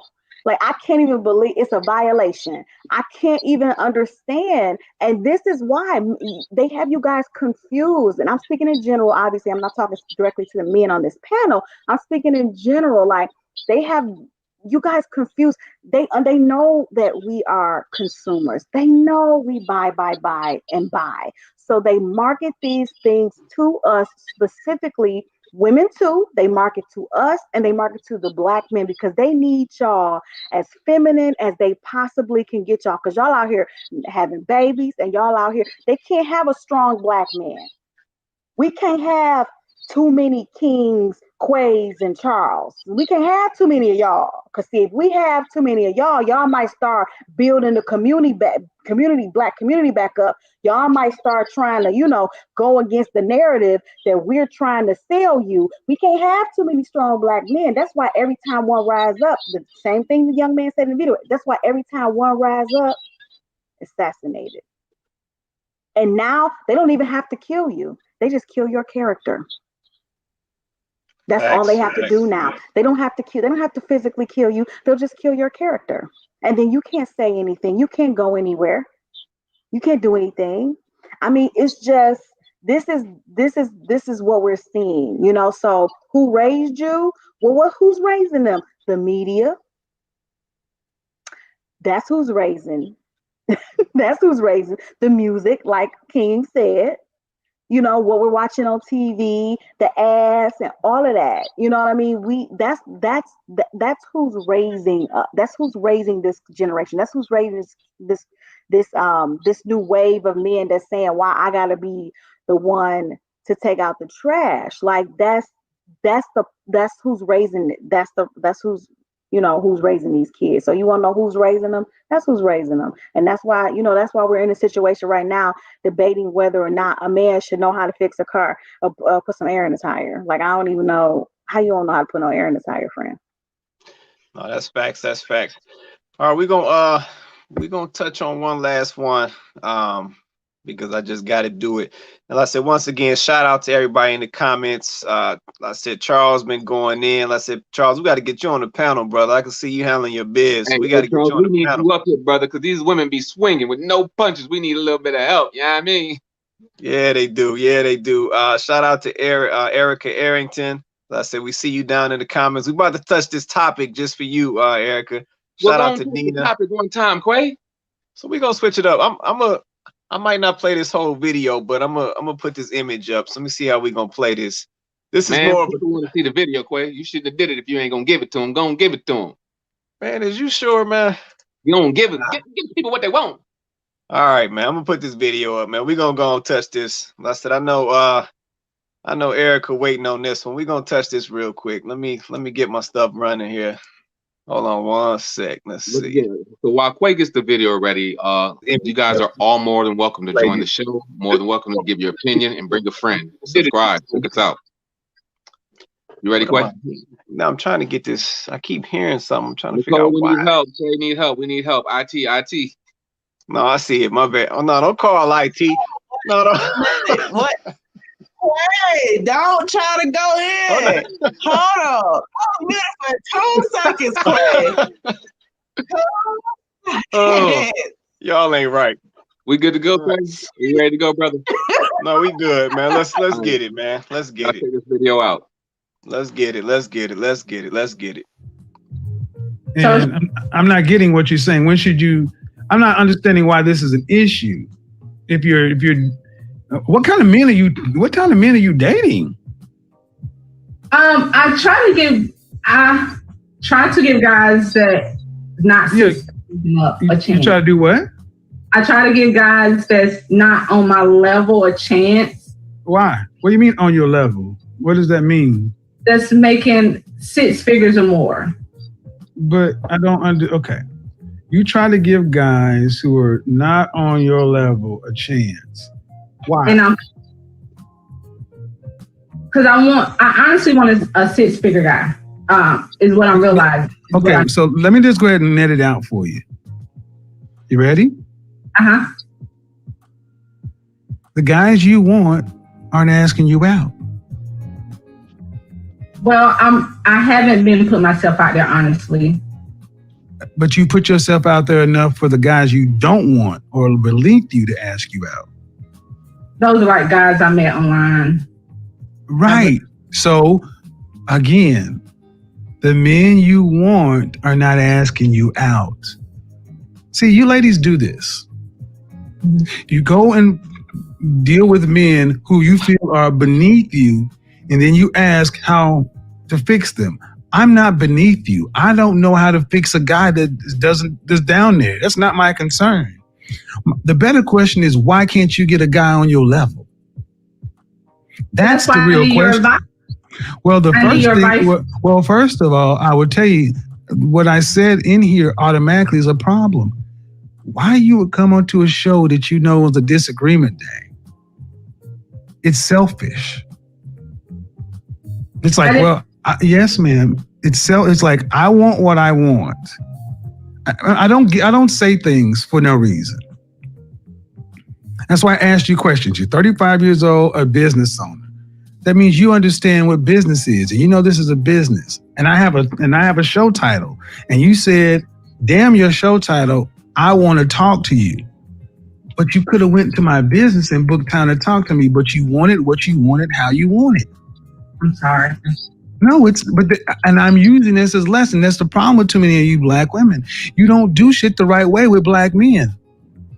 That was improper.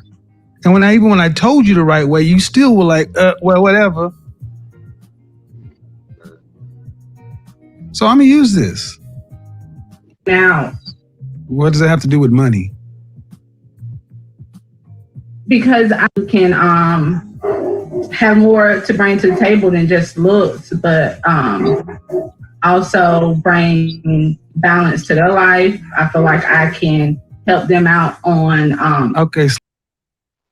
All right, let me hold it there because it's gonna go for a minute. But let me just sum it up. So the young lady came on this guy Kevin Samuels show, and I guess he's like I guess he calls himself a advice guy, or I don't know what you want to call it. But basically, she called into his show talking about she want a six-figure man. She want a man that's on her level. You know, she owns some type of pet grooming business, and she wants a brother on her level making six figures. And she figured out, you know, after all this time, that's what she was missing. She didn't have a six-figure man. And the conversation proceeds further, and you know, Samuels, you know, he kind of goes in on the lady, giving her the hard truth, basically talking about all of the, you know, weave and eyelashes and makeup and all this stuff she has on, and what's really up under that. And you know, she's basically barely average. You know, he asked her, what does she rate herself? 1 through 10. She said a 5. He's like, basically, you rating yourself average. So basically, you know, if you average, then, you know, you're not about to be attracting essentially a high level guy, you know, since you just average. You know, average folks typically attract average people.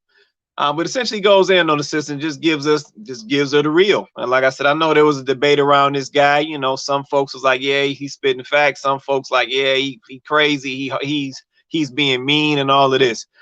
So I wanted to touch on this before we end up wrapping the show. But go ahead, Los. What you want to say? I'm gonna let them go because I'm gonna go. I'm gonna let everybody else go. I'm gonna get it out. All right. I wanted to just touch on this real quick. Listen, I wish Erica was up on the panel, because I know she want to say something about this, and Nina. But what I wanted to say about this is, I'm trying to figure out when did a lot of ladies lose their confidence? I see a lot of that going on right now, right? So we got a lot of ladies out here who, like I said, it seems like they've lost their confidence. Like I said, for this man to ask you, what do you rate yourself between a 1 and a 10, and you say a 5, that's not good in my book. And then 2, when he asked the lady, you know, what does she look like up under all of the facade, you know, all of the weave and the eyebrows and makeup and all of that stuff, and she says she looks the same, and he called her out. He's like, no, you don't, because if you did, you wouldn't have to put all that stuff on. So I feel like that's another piece of this issue when we're talking about who raised you. I remember, you know, like I said, those women of previous day, they used to inject that confidence into their young daughters, into their young nieces. And I don't see that happening like it used to. like I said, those values and those teachings, they just have ran astray. And I think that plays a part in this as well, because too, I think for the most part, this is one of those traits that men look for. You know what I'm saying? They look for confidence in women.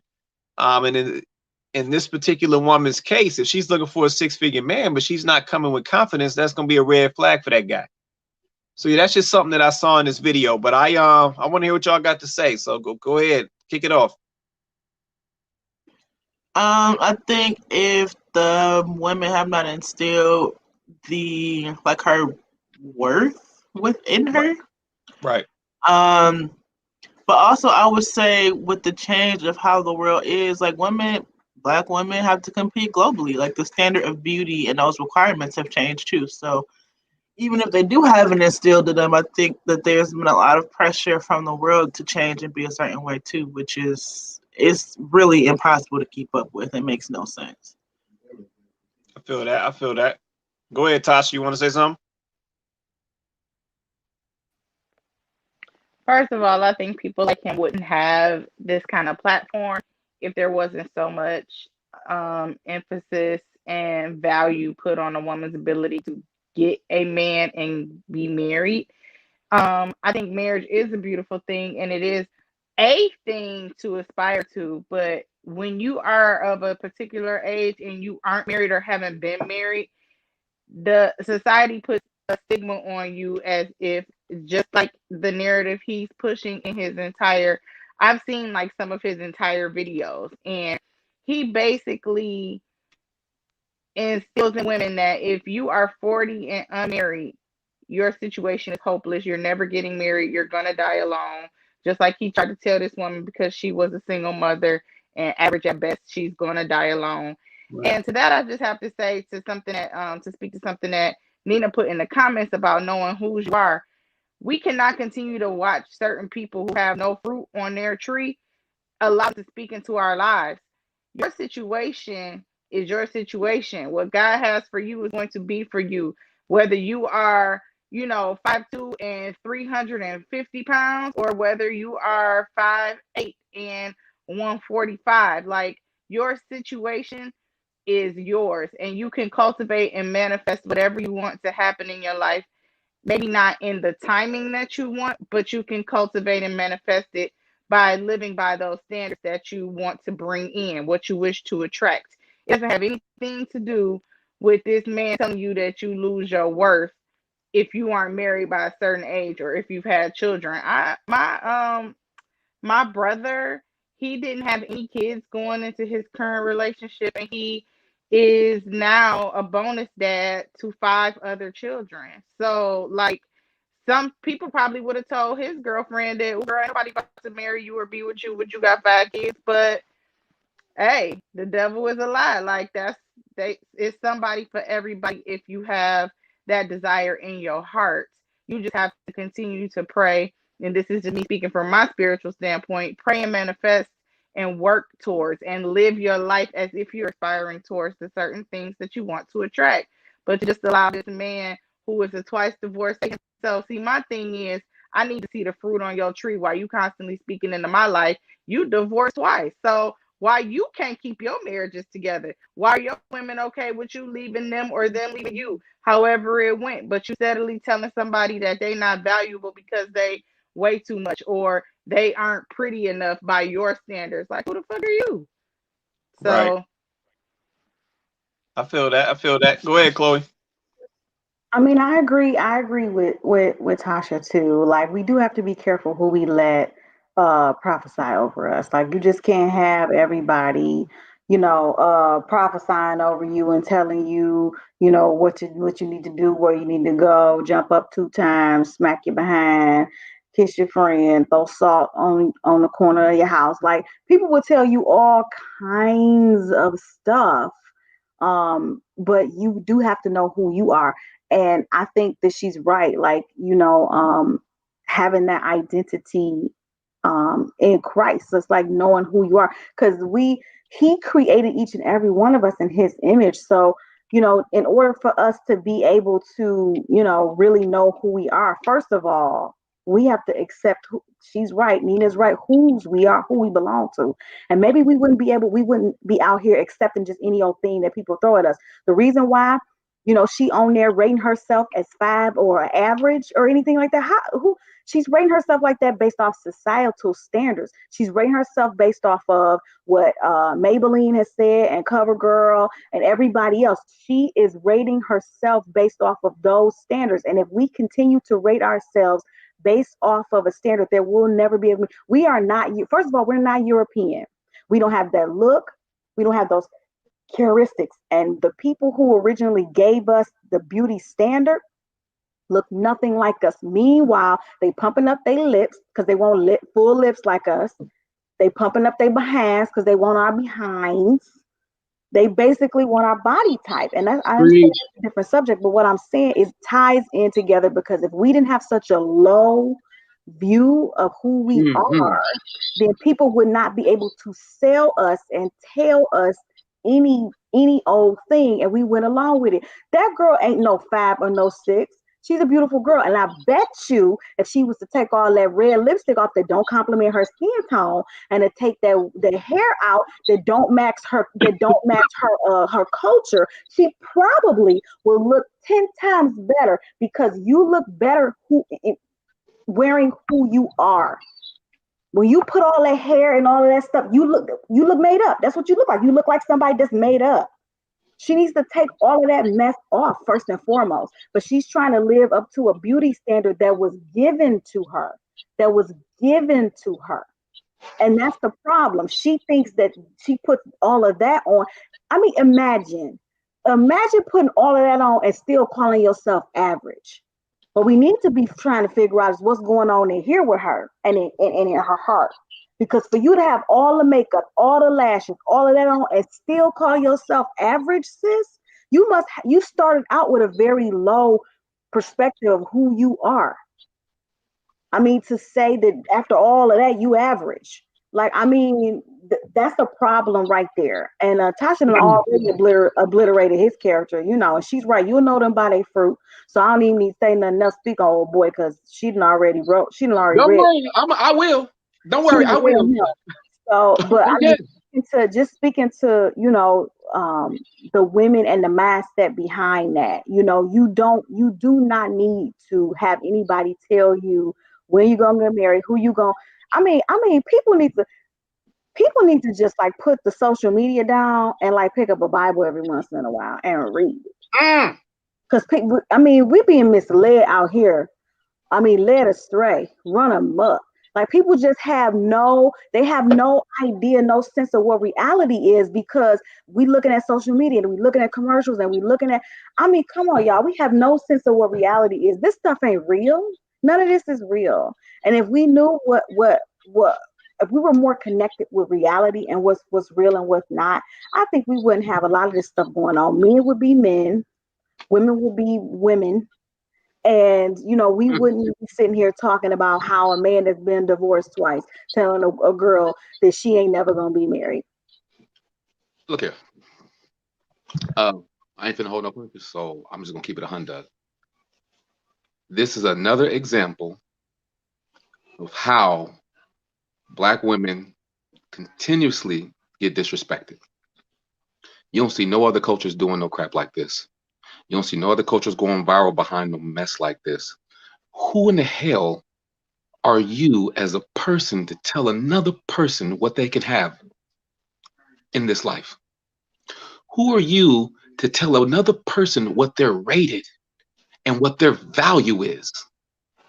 Bro, who are you to sit up there and cuss at this woman, disrespect this woman, talk to this woman any single type of way, as if she isn't the queen that she's supposed to be? If anything, brother, you should have been uplifting her. Uplifting, because they've been beat down and through the history of being just a Black woman, my guy. Have you forgot the struggle that your mother went through, your sister, your cousin, or any woman in your family? But then you get a platform and you use your platform to sit there and disrespect Black women at that level and sit there and embarrass her and think that that's okay? I don't care how many times you've been married or if your shit stink or not. It's about the respect of the person who you see as vulnerable in front of you.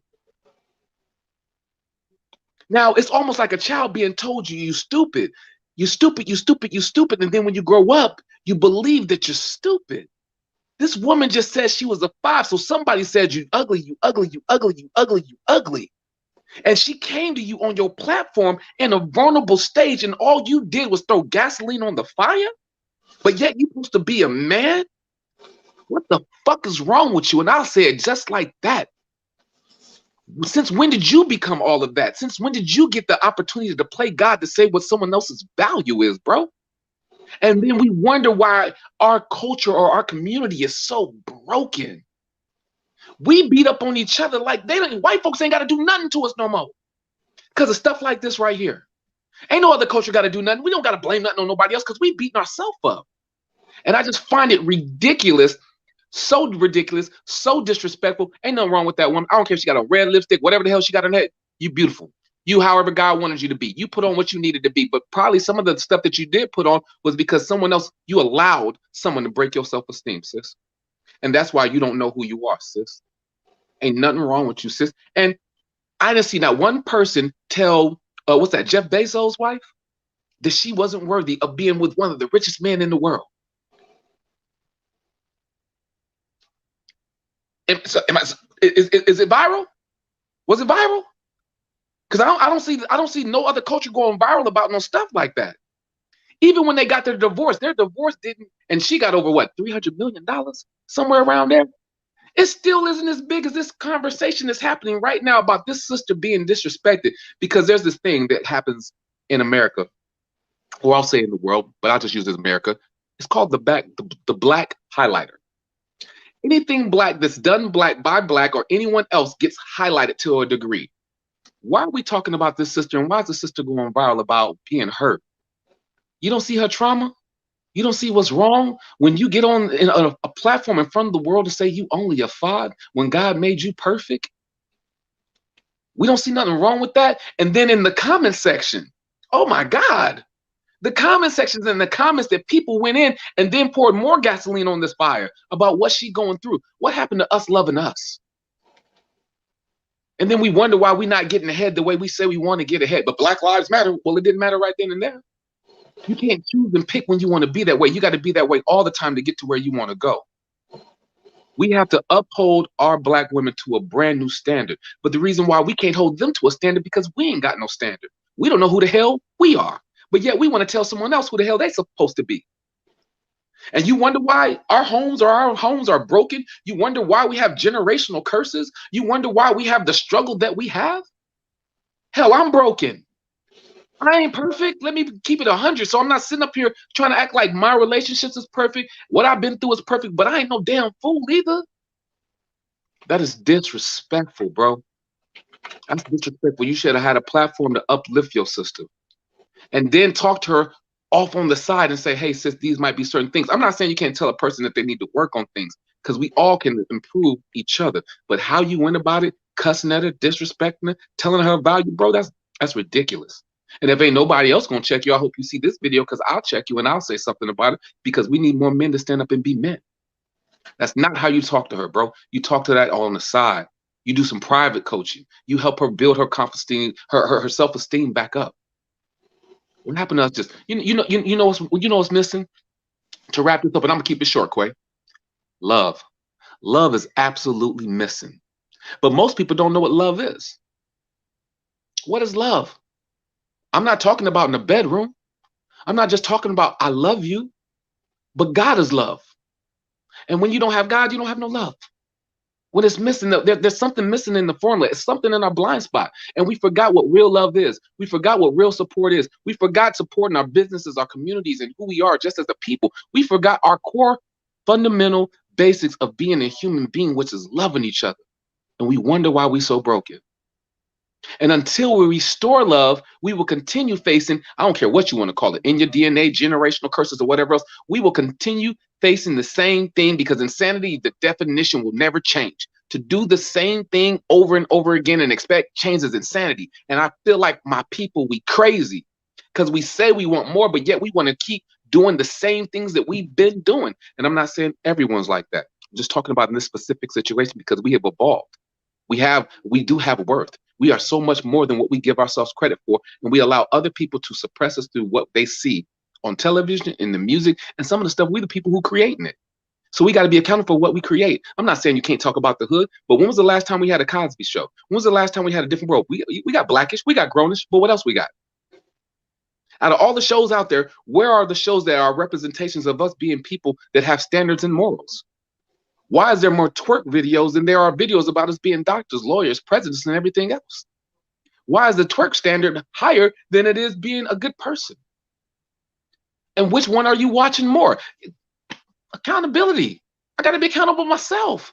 Where are we spending our time? Where are we spending our energy? How do we get back to loving each other, man? Because it's missing. It's missing. So I'm going to end the show like I always end the show. If you died today, would you get an A+ on life's report card? And only you know the question to that answer. But if not, and you're blessed to see tomorrow, you better wake up and live like it's extra credit, because tomorrow's not promised.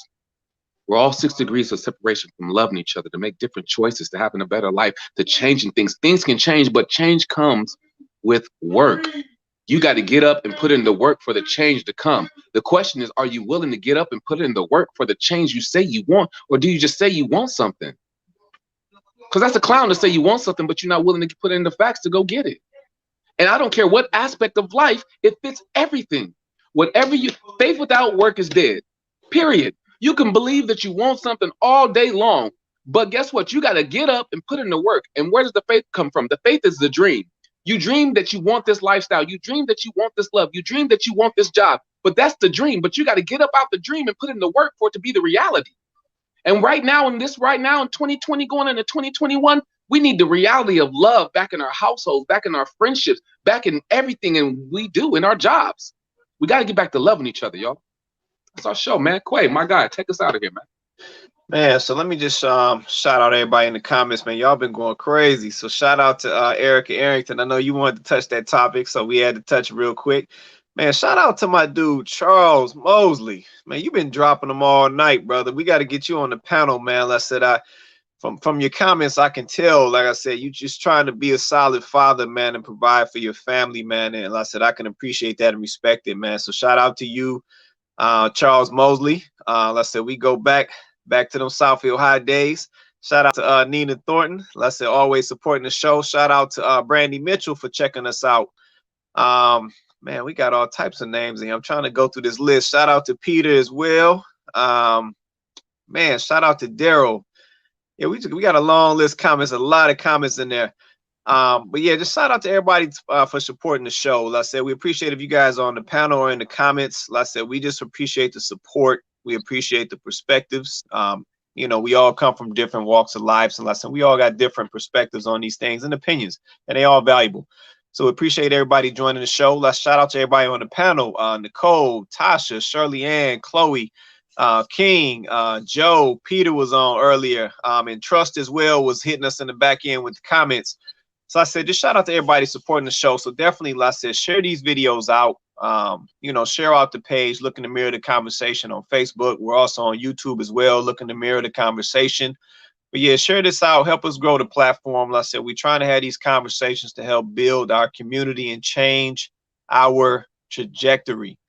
That's the most important piece. We got to change our trajectory. Like I said, we know some of this nonsense that's going on right now, but we have a lot more in us as a people. And like I said, we definitely stronger as partners, the black man and the black woman. So we got to change that trajectory and come together and work together. So man, I'm your co-host, Quay Price.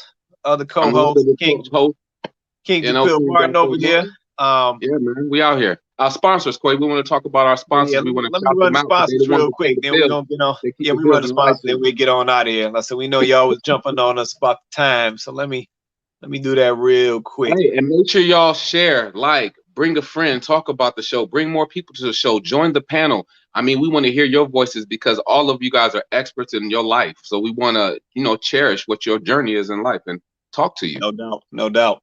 So yeah, first shout out to the first sponsor, waronfriendlygrounds.com or waronfriendlygrounds.com. Let's say this is King's book right here, 5-star rated on Amazon. Let's say he also has the short film of War on Friendly Grounds. Let's say that's Man, it's making its way around the world for the most part. Like I said, my man is blowing up. It's happening. It's manifesting. So definitely go support the brother. awaronfriendlygrounds.com.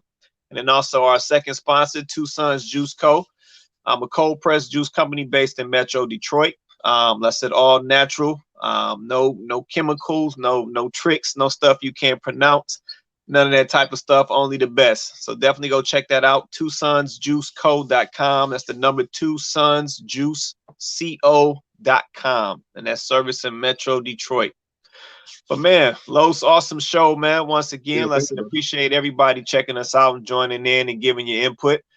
But yeah, we're gonna close it out. So let's say we do the show every Thursday night, 6:30 p.m. Pacific Standard Time, and also 9:30 p.m. Eastern Standard Time. So definitely come check us out. Let your, bring a friend with you. Bring your mama, bring your daddy with you, bring your grandma, whoever. But definitely come check us out and support the show. So once again, Quay Price, King Jarquil Martin, and let's say we'll catch you guys next Thursday, 9:30 Eastern Standard Time for us folks on my side, and 6:30 Pacific for the West Coast folks. Hey, you guys also can find us on our Facebook page. Look in the mirror of the conversation. You can find us on YouTube. You can find us on Instagram. Check out our social platforms. Support us. We need the likes. We need the shares. We need the love. We need the following, because we definitely want to grow this. So we're going to keep coming out with these amazing topics. We're going to keep having amazing people on the panel, because every single person is amazing. So make sure you join, you share, you like, and you subscribe. For sure. And like I said, once again, shout out to Chuck, man. I appreciate you, brother.